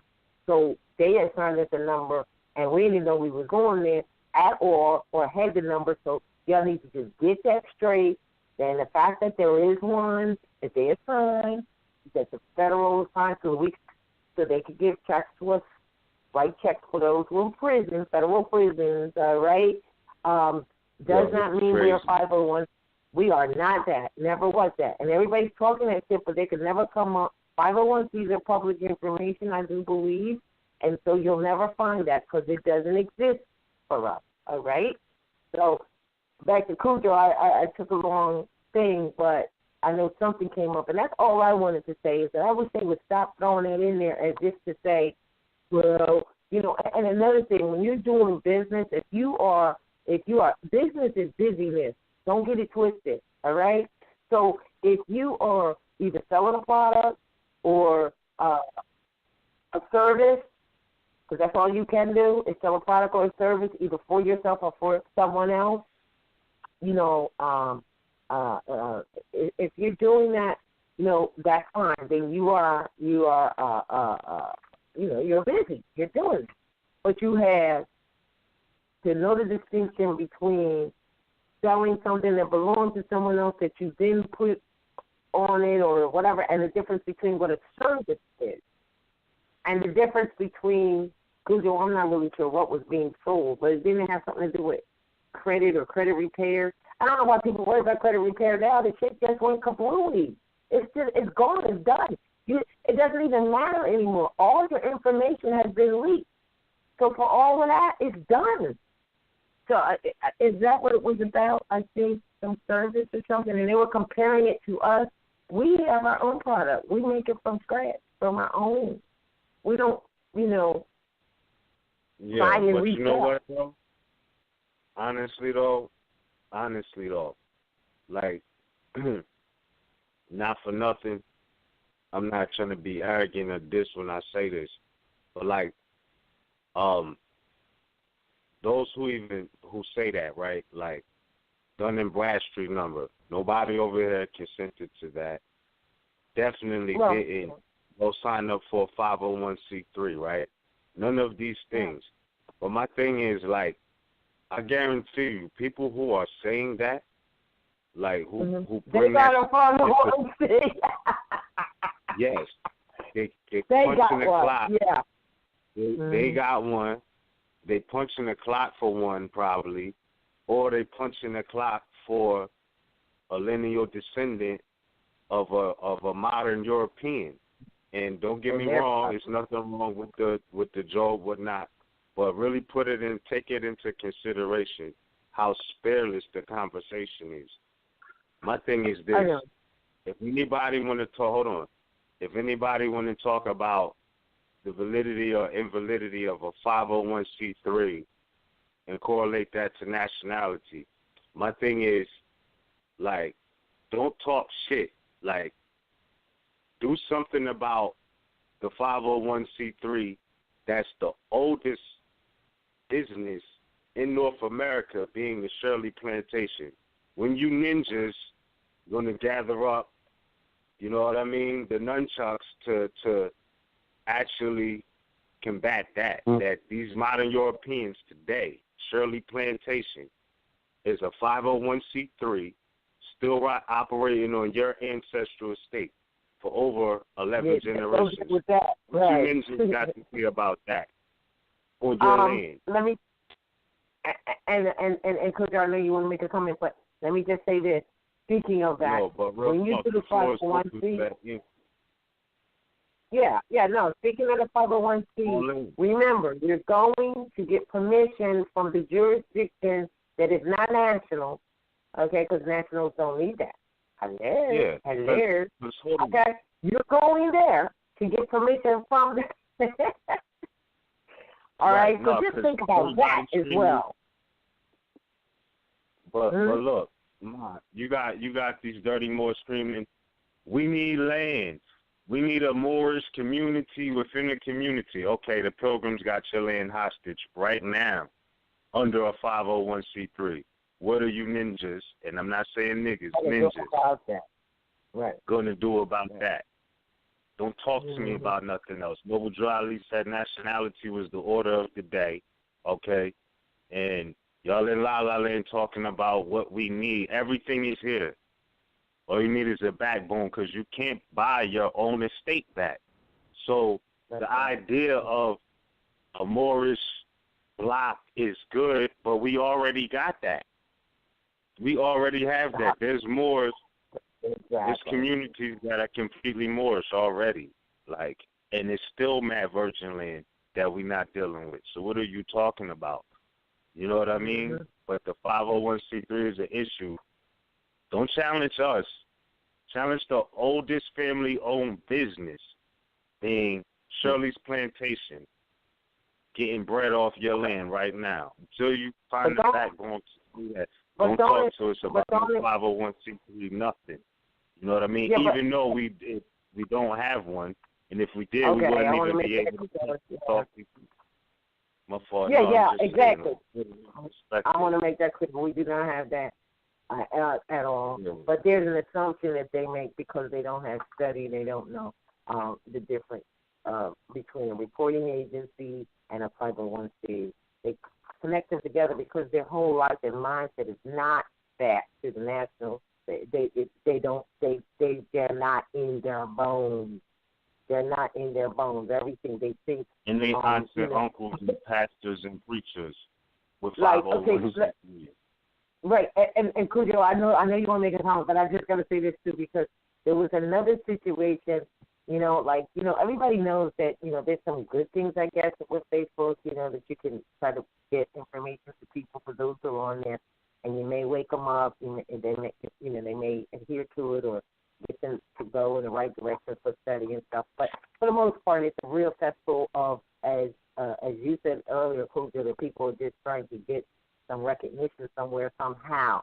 But so now people are doing this thing, and they're using texting, and they're taking like several telephone numbers or whatever of their friends or whatever, and they're sending a text. And then they'll ask you a question, but you didn't, like in my case, I didn't realize that it was like 19 people on the end of this thing. I thought I was talking to the person who it came from, and and this is another thing, it's very important to show you what a mindset the right people are so screwed up. So they put a copy of the allodial permit or that we had that was actually used by Moors doing building and doing business. If you don't want to use it now, it's just a copy of one to get the idea of what it is, and etc. like that. And so they sent it to me, but they didn't really say anything or answer a question. But they sent it to me, and I said, listen, if you're going to use it, you got to take out the names, the appellations of the person that was in there. This is just a sample. And the next thing I know, someone said, well, where is the county seal? And, and I thought it was him. I still didn't know that it was like 19 people on this thing. I didn't pay attention because this was coming to my personal phone. So these people out there, do not join people in the new text thing unless you ask their permission, because, and this is important, because I still did not recognize that there was 19 people on this text. I just looked at the lead phone number of the person I knew, send me something or whatever, and I was answering them that. Next thing I know, I'm getting berated by 19 different people having all these comments, and I'm like, what the hell is that? I'm not on Facebook on my phone, am I? So I still didn't realize it when they came back with where's the county seal. I'm thinking, okay, let me hit this person that you don't have an allodial national, license, so to speak. License only means to give permission. There is no real license, doesn't even exist. It's just to give permission. If you don't have a rodeo permit to do buildings that you might post up so you let them know, look, this is national, and then go to the county and have them put their seal on it. So I'm like, God, what is this person thinking? I said, why would you need that? And then, it was like, well, so that it could be recognized.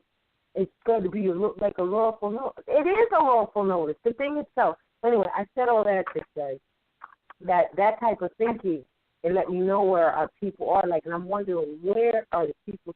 So what I ended up saying to this person, I said, look, don't put, without my permission, don't do this unless if you're trying to build, how we say we want to build with each other? Well, you can't build when you got people on this thing here that think that their birthrights are in commerce, that their government is the Roman municipalities or the state, and then you've got people who know better. They know that it's not. So this would never be a build. This is a clash and divisionary, because those people who, at this point in the game, is you is or is you ain't, and I know that's improper English, but is you ain't is where it's at. So there's people who know that it's time for them to confess their mouth. They know it and have done it already. So let's build on that. But you can't really build on that other stuff where you got people that are on, that have faith in the bull. You're not building with it. There's enough stuff out there already. If they can't find their way through this darkness, then that's just their way. You know what I'm saying? But you don't have time in arguing minute elementary points on your daggone phone. I'm like, oh my goodness. So be very careful about just throwing people into a group text thing without their permission when you're throwing them in with the wrong, it's like being in class. You got third grade, and then you got seventh grade, and then you got, high school, and you got whatever like that, you know what I'm saying? And then you got people who want to argue with you. And then in the end, what I realized is that and I think I may have mentioned this correctly, and if I did, I apologize for mentioning it again. But that in the end, it sounded like to me from the words that were being said that one of the people that was talking, most of it, stupid stuff, was really a disgruntled, sounded like to me a disgruntled modern European, not a good one that's doing the work, but a disgruntled one. So you never know who you are talking to, book things and these group text things. You really don't know who you're talking to. You got to be careful. So I said all that, but I don't know if you have any comment. I don't like to use names or identify people. I like to identify what the thing is so that we can, be aware of it. So, Kudo, tell me what you might want to say about this thing that went down. I just want the person to know, and I think I know who they are, and I will tell them, do not ever tell nobody that RVBey has a 501c, because we do not. All right. That's what I want to make sure, because I know that went out there to try to, make us look like, look bad or whatever. I guess I don't know what their reasons are. This is just an attack on RVBey or something. Are you there? Yeah. Is he there? Still with us. He might have dropped off. Just I can hear you. Can you hear me? Cool Joe, you there? Yeah. But man. Yeah, I was on mute. Oh, there he is. He might not have no comment. Right. Huh? Well, yeah, that's. Is it? Are you there, Kuja? You have no comment? No, I'm good. I'm straight. Okay, well then I think I covered it all then, right? I thought you might have had something to say, but let's leave it where it is because those are important points that I wanted to make. So if we're all good, we can open up the lines. And if anyone has any questions and comments, they can press 1 on their telephone dial and ask or make their comment. Although it looks like we have nobody. I just want to add this on again, and just re-emphasizing, like just traveling and going to these places, and seeing the correlation of everything we was taught, everything we learned, and that this plantation is a 501c3. And when you look at the virgin land, the earth, the acreage, and what the land yields for all of those claiming to be Moors, right, Moorish Americans, those are factual claims. But what I'm saying is, when does the national aspect kick all the way in as far as the land is concerned? Because everybody talking about, we need a Moorish community and land. There's so much land that is not occupied, that is ours by inheritance, birthright, regardless of what anybody says. That's not a false sense of entitlement. That's the actual facts of law. That's correlative to territorial jurisdiction. Noble Drali told you already. You're getting back your heritage and your estate in a conflict that can't be told in words. So, yeah. It can't be told in words. So think about this then. You know what I mean? If it can't be told in words, I can't say, we got to do it like this. But why is this not being thought about? Why is this not a subject of conversation when, you got those in despair who want people to come suffer with them, like, I want to come outside and see a whole Moorish community. Like, you can go into any quote-unquote city right now and find Moorish communities. So don't think all Moors is coming to one so-called city to live in unison. It doesn't make any sense. Why not nationalize the Moors that are already in that city, a so-called city, and then you start seeing the environment that you want. But to be like, Moors need to donate for Morisco cause. So we can build a place where we can live. No, this is all of our estate. I got you. You feel me? Like, when is that going to be the national conversation? Like, when is going to talk about that? You know what I mean? Like, not that it hasn't been talked about, but anybody streaming that, to me, it just, I mean, you hear it, but it's like, come on, fam. You know what I'm saying? Like, all this shit already sold us. The apartment complexes, so-called projects, hoods, all of this. We've already seen that in the results of what that brought. You know what I mean? Right. So, like, if that's still the same goal without nationalizing the people in that community first, it doesn't make any sense.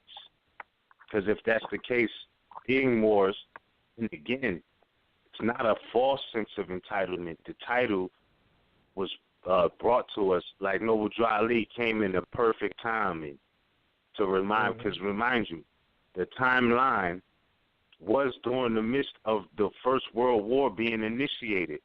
So when you talk about divine timing and coming to bring people back the title to their vast estate at a time like that, you know what I mean? How can you ignore that? How can you ignore that even to this day? You know what I mean? Because you claim RVBey, they, Ali, these are all legitimate claims, but nonetheless, what does that mean besides getting on YouTube, trying to scrape up donations for one block? You want to see one block Moorish, just one. Mm-hmm. That means that's selfish thinking. That's selfish thinking because all you're saying is, I want to be like Chinatown. I want to be like, Italian town. When that's just where they do business. That's it. They not all living there. You feel me? That's they right. live in the rural areas where they've outpriced people on their own estate. You understand? And the remedy is nationality, understanding territorial jurisdiction, because we're on this earth plane. And yeah, the maps have been colonized and changed, but the earth hasn't. That's not natural law.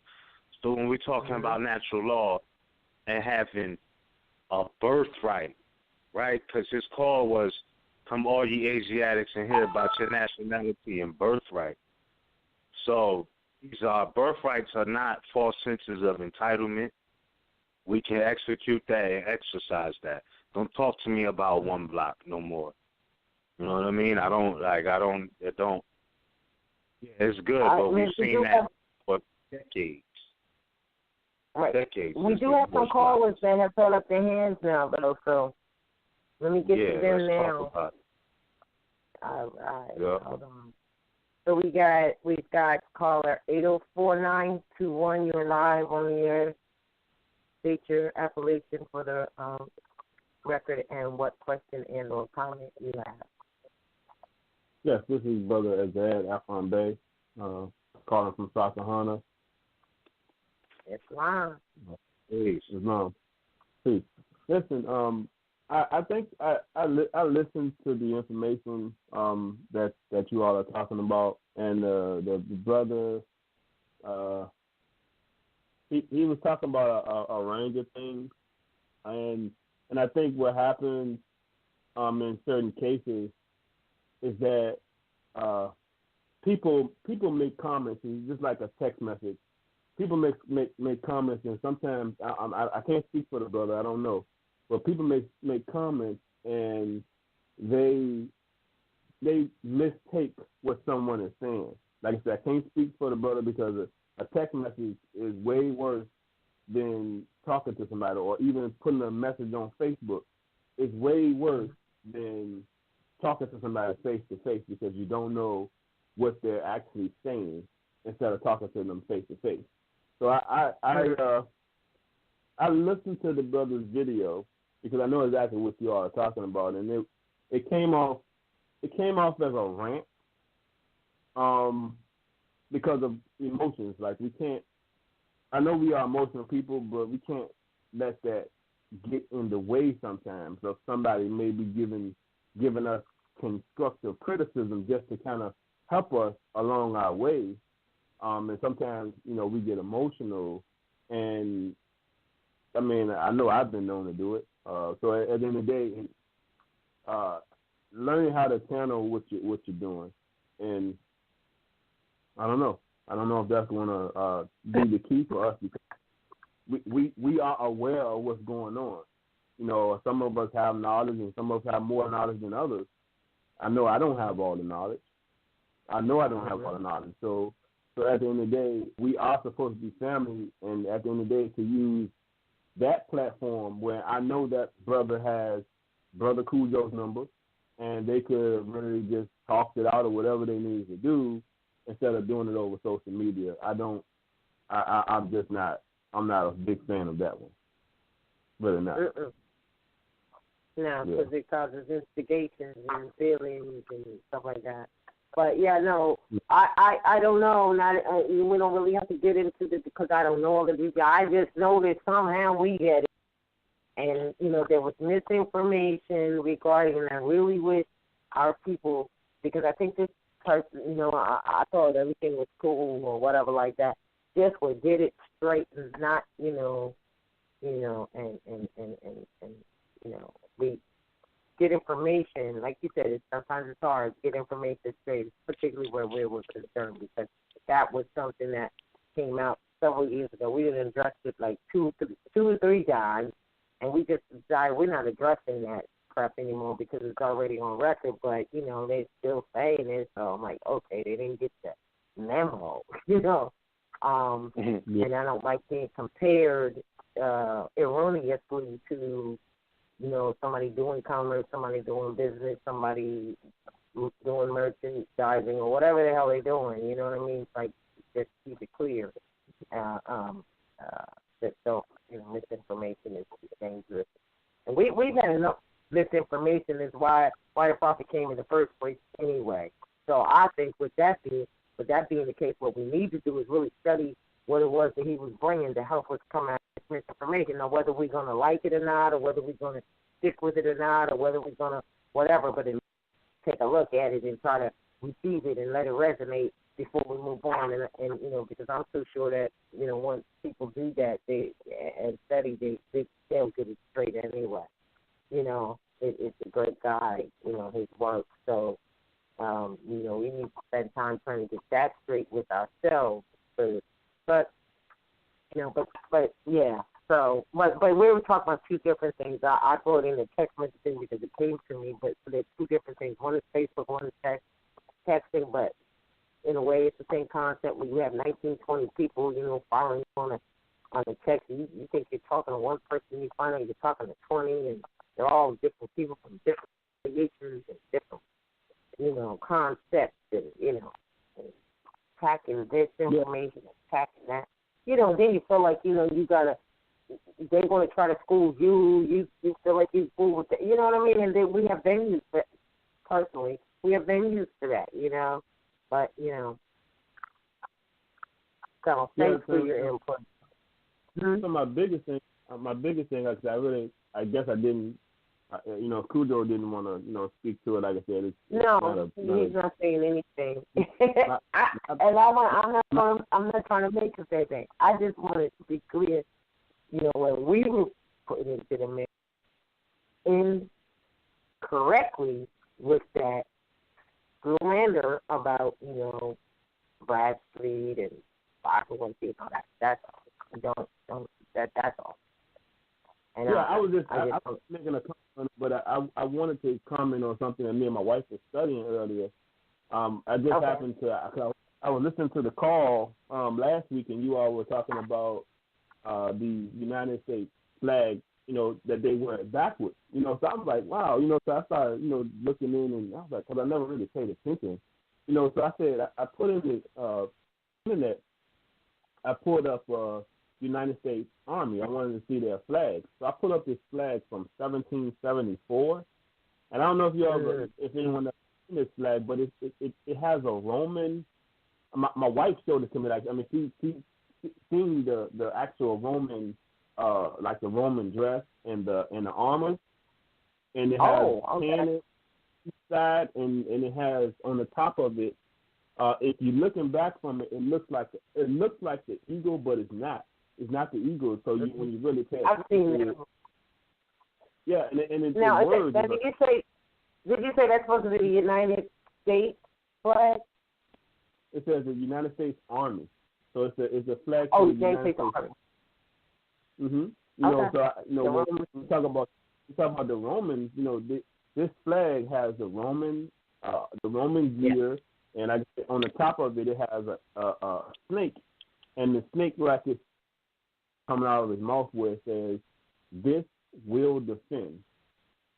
And you know, look crazy because, like I said, it got the bell in the back, or like a cannon, but it still look like a bell. I mean, it's just like a lot of symbolism in this flag. Yes, it is, and that's why we were trying to. That's why when I did the presentation that I understand people thought was religious. I'm gonna really break it down. I'm trying to take people to church.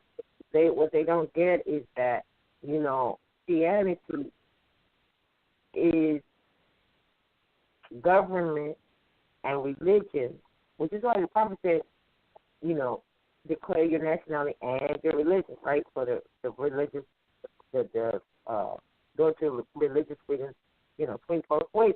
What people don't get is that these slaves, which are the Christians, these modern European Christians, everything when you go to a municipality, it's Christian. When you go to the public school, it's a Christian institution. When you go to anywhere, all of it, because that's who they are, all right? And they fought to have their religious freedom.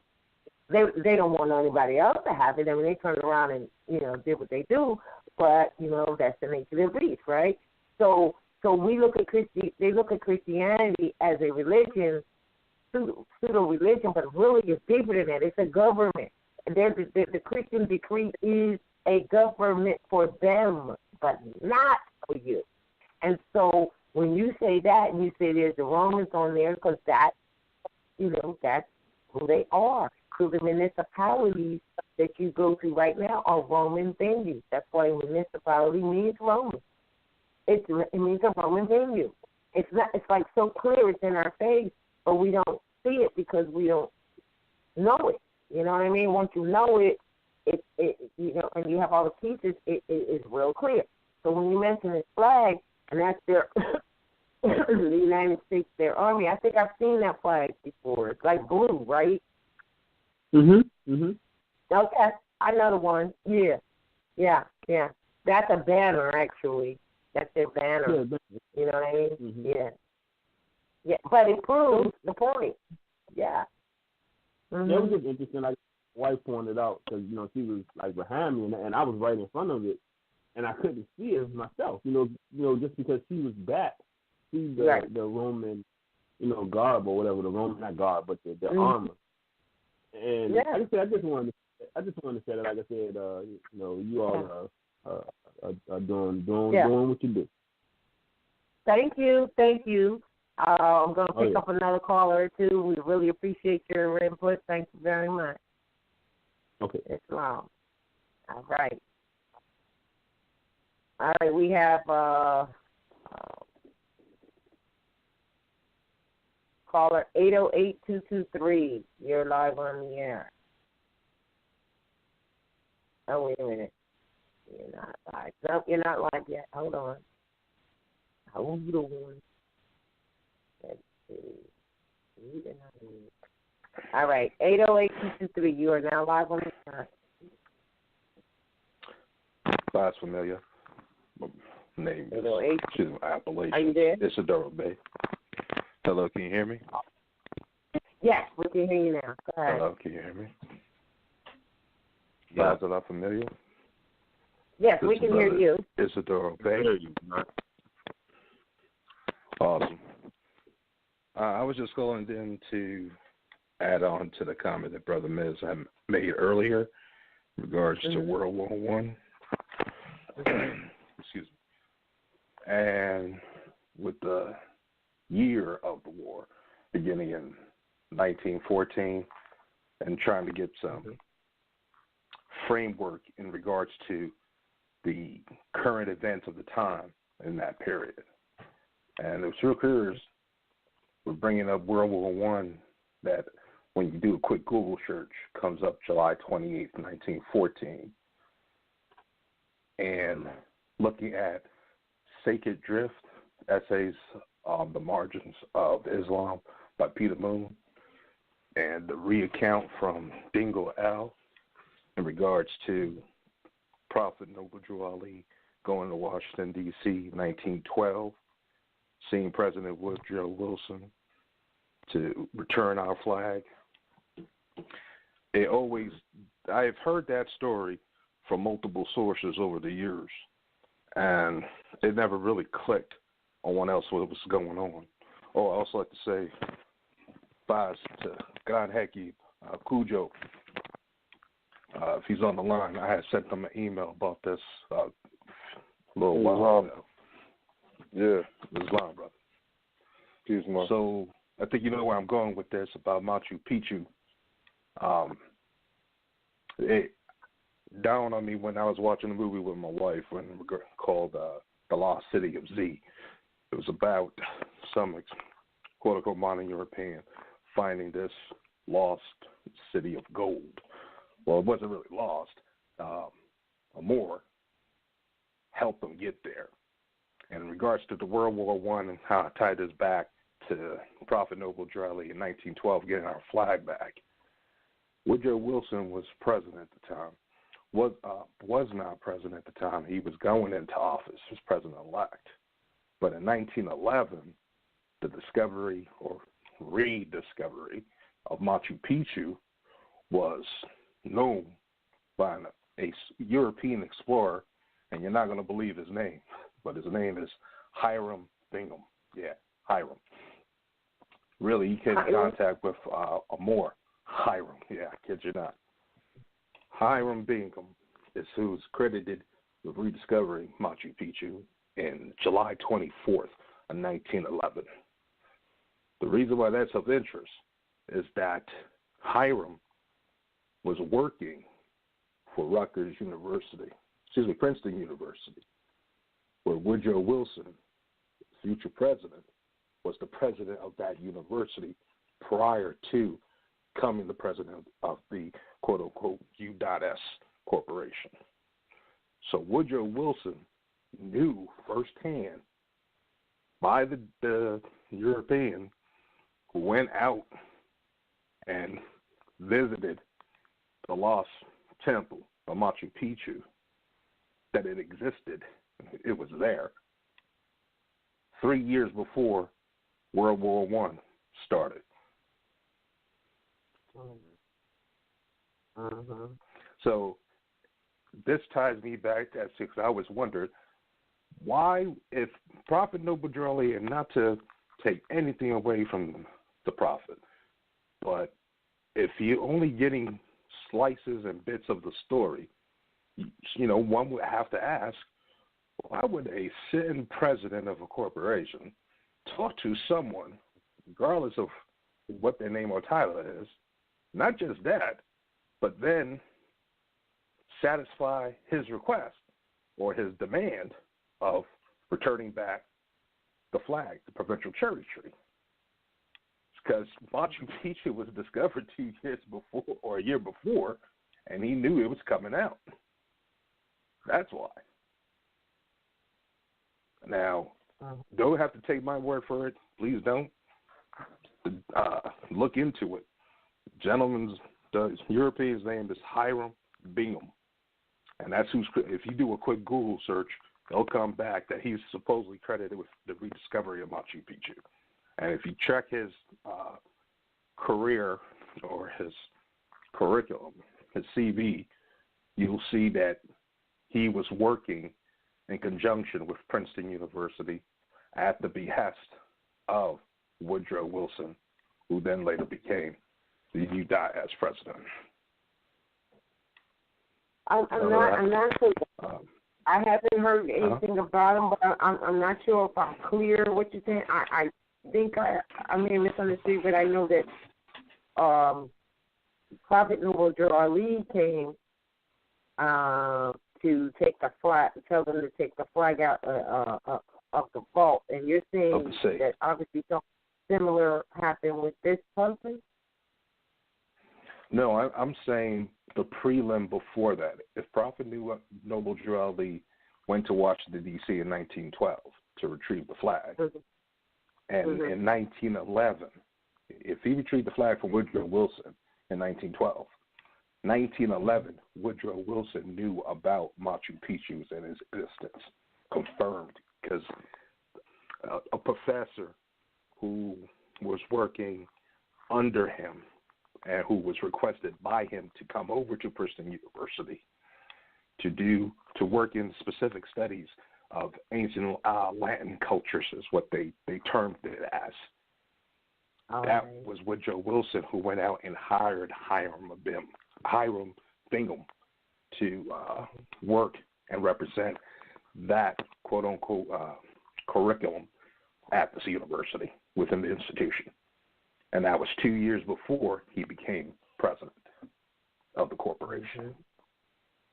So when Noble Drew Ali showed up in Washington, D.C., stating, "Hey, I want our flag back," Woodrow Wilson knew the existence of it. There was multiple things going on in the world.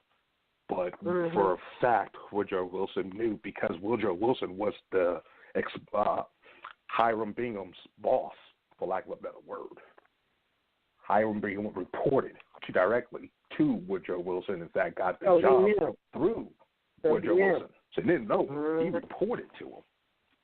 So while he was out going through South Amexem, he was reporting back whatever he was coming across to Woodrow Wilson's via Princeton University, which is Woodrow Wilson's previous, for lack of a better word, job before he became UDOT president. So he had inside information about this. That's right. So that means that he already saw the act. As Prophet Noble Ali said, he said, you know, I've been through the South and I've seen the actions of my people that, I don't remember the quote directly. And that's probably why Woodrow, I believe it was Woodrow, because there was two presidents during the time frame that Prophet Noble Ali was on the scene. But one of them said, well, hey, you want to give Islam back to your people? Ha. It'd be like putting pants on a horse, because he also knew the condition. Right. He also knew the condition of the people, us, and how we were, you know, really not cool, not doing, you know, the acts. What is it? It's the acts that we were doing ourselves. So he already knew that too. So yeah, they knew what was up. Well, thank you for that. I don't know. Absolutely. I was don't know say if you they had, you know. It's fine. Go ahead, brother.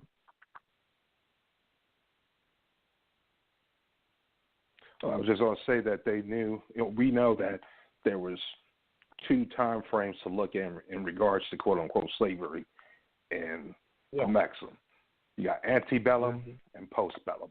Bellum just meaning Great War, right? So antebellum was the modern European in slavery, and that's what the whole Emancipation Proclamation was about. Then postbellum. And postbellum was the purposeful, intended, malicious acts that were done to separate the knowledge from, by bringing out the younger generation and separating them from the older generation, so that information can get passed. Social engineering. Exactly. Yes, with that, I yield the floor. Well, thank you for your comments. Thank you for sharing that with us. Cujo, I don't know if you wanted to add something with that. You might know a little bit more or have a comment about it. Islam. Islam. Yeah, I'm here. All right. You know, just to stress the point that the brother stated, that, you know, we have to get out of our mind that these Europeans don't know what's up.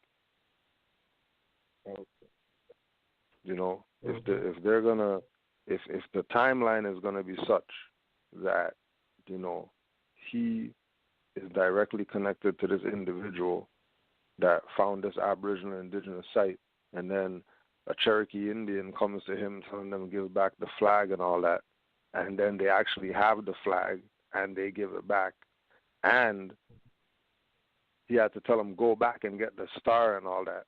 Clearly they know what's up, and this is not some secret. That's right. As far as Moors are concerned. Yeah. You know what I mean? So you know, get it out of your mind that we have to convince some Europeans about who we are and what our status is and what our political, etc. position is in the North Gate.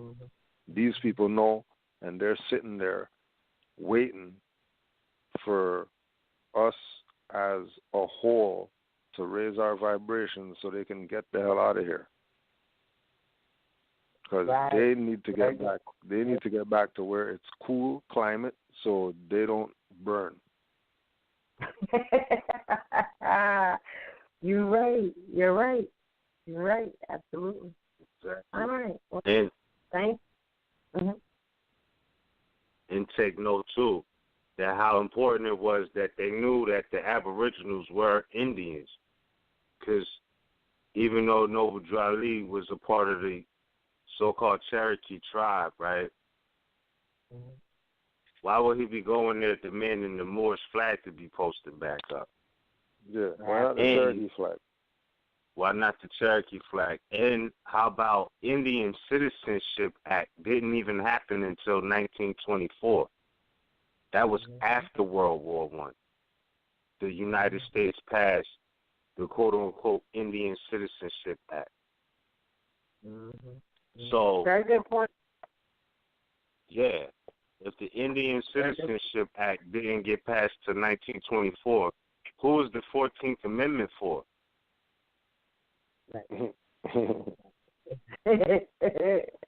Exactly. Interesting. Very good point. But I like that point. It just kind of hit me.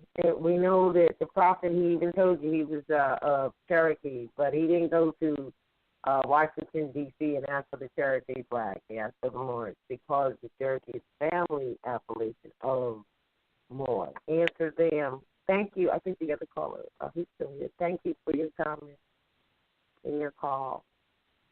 Already, but peace to the family. So we, Uh-huh. Islam. Thank you. You were 808, correct?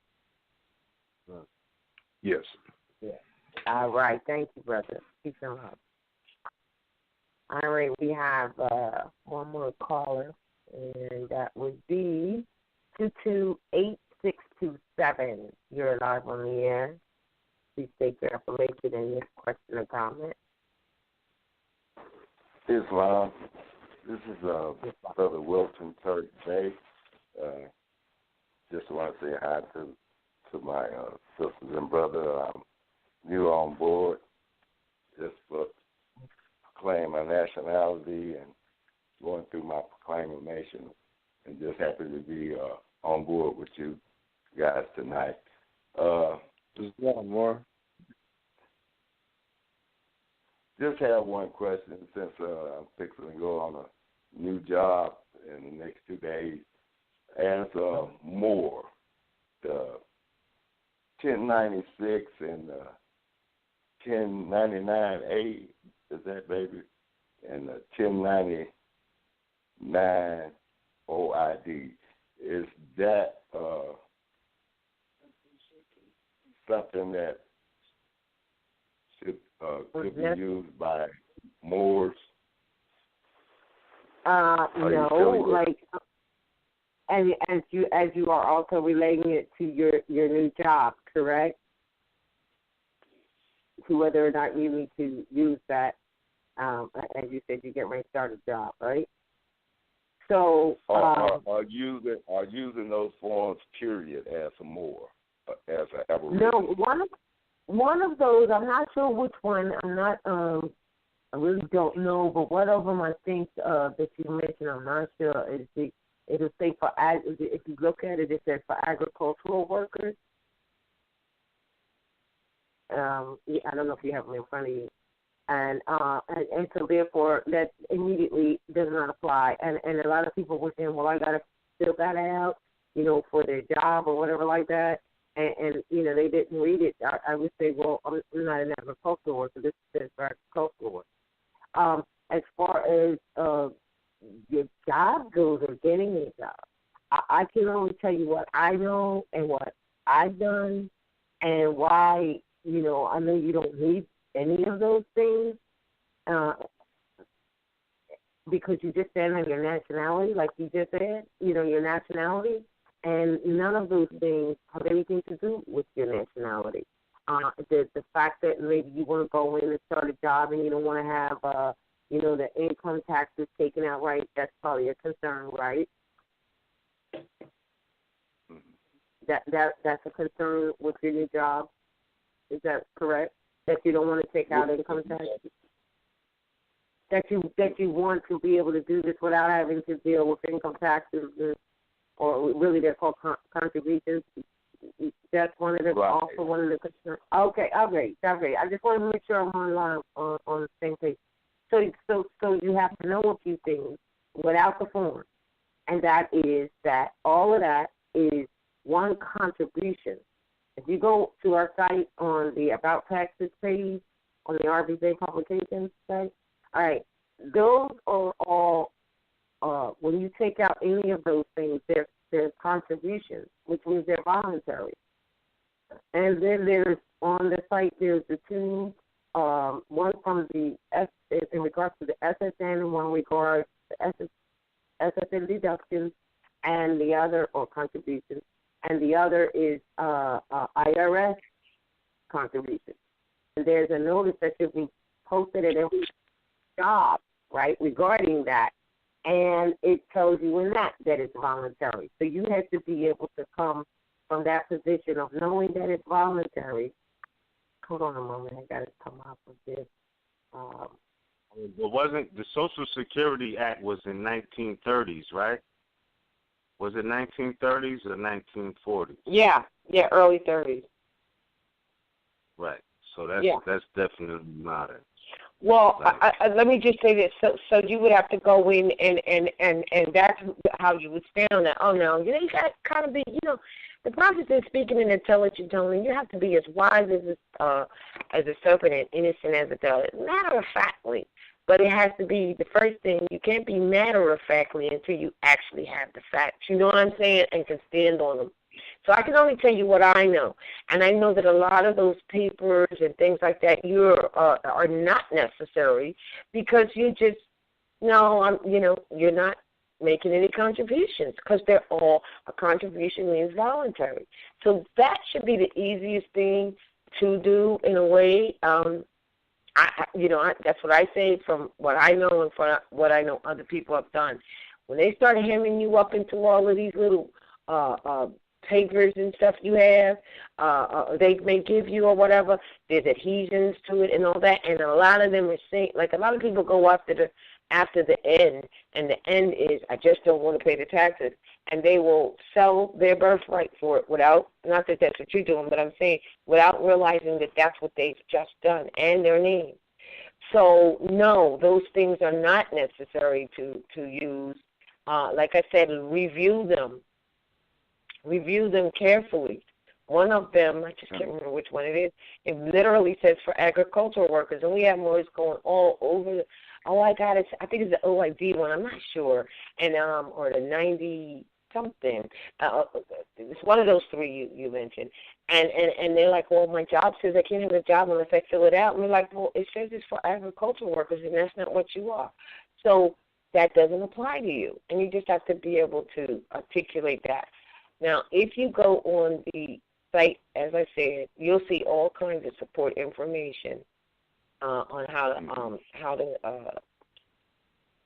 to deal with that and how and facts about what it actually is. Because see what happens, and if you understand this as well, most of the jobs you go on, they have a contract with the state in which they have established themselves from, a state business, registered 501c, whatever they are, LLC, whatever it may be. And with that agreement to be in business in that quote-unquote state, they also agree that for every employee that comes in to give them the W-4, right, or the W-2, which one is it they give you when you come in? I think it's a W-4, right? And W-4. Right, the W-4. You can barely get in there, and you got to they make sure you can barely get in and sit down at your desk or your station or whatever, and you got to fill that out and submit it. Why? Because if they don't give it to you, if they don't offer it to you, because that's what it is, then they will, in their contract, they will get fined by the state. That's why they're so dead set on it, and it makes the employees feel like it's just ultra important, and you know, it's the government and it's the, you know, like that. No, it's because they don't want to get fined, because they agreed when they went into business under that state, under whatever their agreement was, that they would give it to you, and if they don't. So this is why, you know, we say, look, you can just say, listen, I know that, you know, you have to offer this to me, but I can write a short letter, one line, that you did offer it to me. However, you know, I refuse, or I am not taking deductions, or, you know, I'm not making any contributions, which means voluntary, because you know that it's voluntary. Your job may not know, they may not care. All they know is they got to give it to you, right, or else they'll get fined. But that's their agreement, not yours. Okay, so I don't file exempt then. I just decline. Well, here's what you do. When they give you that, right, you know, you got to understand that you as a natural being are never exempt. Exempt, you know, you got to watch the words. It's very important with the words. Exempt means that you had to pay, but somebody is exempting you, all right? Very clear. What you put is non-obligatory, non-obligated, or non-obligatory. That's your position, is that you are not obligated to pay something. You have to know that. If you go and say you're exempt, then they're looking for some paper or who exempted you. Give me that certificate to show me who exempted you. So they may use the terminology of exempt, but you have to know that, and at the right time, not to use the terminology of exempt. That's when they ask for you to give them some certificate that shows that either the state or the federal or somebody exempted you. So this is why you can't get caught up in those words, because they will catch you up by what you say.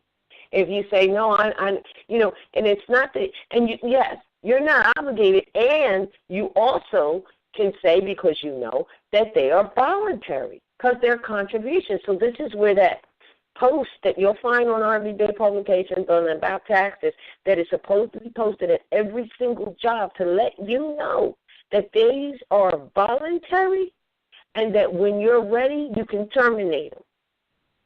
That's really the truth.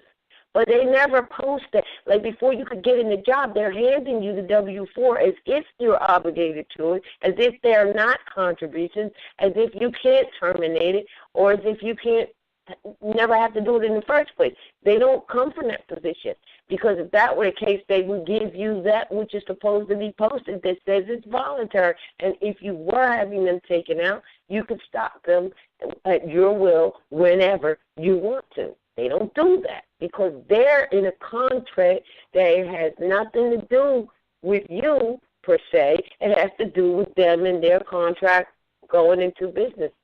Or being established as a business under that particular state, under the licenses of that state. That's where they're coming from. So once you know who everybody is and what's going on, the most important is for you to know your position and to assert it. And it's not like, oh, it doesn't work. It does work. People don't assert it properly. They don't exercise. And the main reason they don't is because in their mind they come in with this belief that they have to do this, and they have to figure out a way of not doing it. And then they'll say, well, because I'm a Moor. No, and yes, but no. You know, because it's voluntary, because I'm right. Yeah, you see, you can't do that. You know, and it definitely can go down that way. But once you start filling out all those paperwork and nobody even looks to see what they really are, who they're addressed to, review them, and then go on the site and look at what is said there, and you'll be able to answer your own question. Okay. All right? Okay. All right. It's clear. I appreciate that. You're welcome. All right. Islam. Thank you for the call. And if you have any other questions regarding it, just send an email to MHHS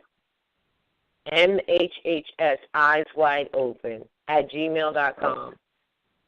Because you know that form Well, actually, you'll find that form that says it's voluntary and can be terminated at your will on the site. So you'll be all right. All right, peace and love. Matter of fact, one more point. I'm a union worker, and we have like what you call a benefits package, and you get so many. Now you threw something else in the game. All right, let me just tell you about union. Yeah, I got an announcement to make before the radio. Before we go off, I got an announcement to make. And I just want to say this real quick before we chew the rest of the time. I was reading a comment. I didn't respond to it, but just for the record, it was a comment on one of Cool Joe's videos, and I think it was about the books, the hall, something like that. And somebody said that they reached out to RVBey and was waiting for the papers for a month. And I just wanted to make it clear, big acknowledgement to Anae. But we already made it clear about a month ago that there was going to be delays. So anybody talking that they had to wait a month, there's been people who have been going through family transitions, and big acknowledgement to Anae because it was already made known the last Sons of Allah and weeks before that there was going to be delays. But people wait a month. People may wait a month anyway. You understand what I'm saying?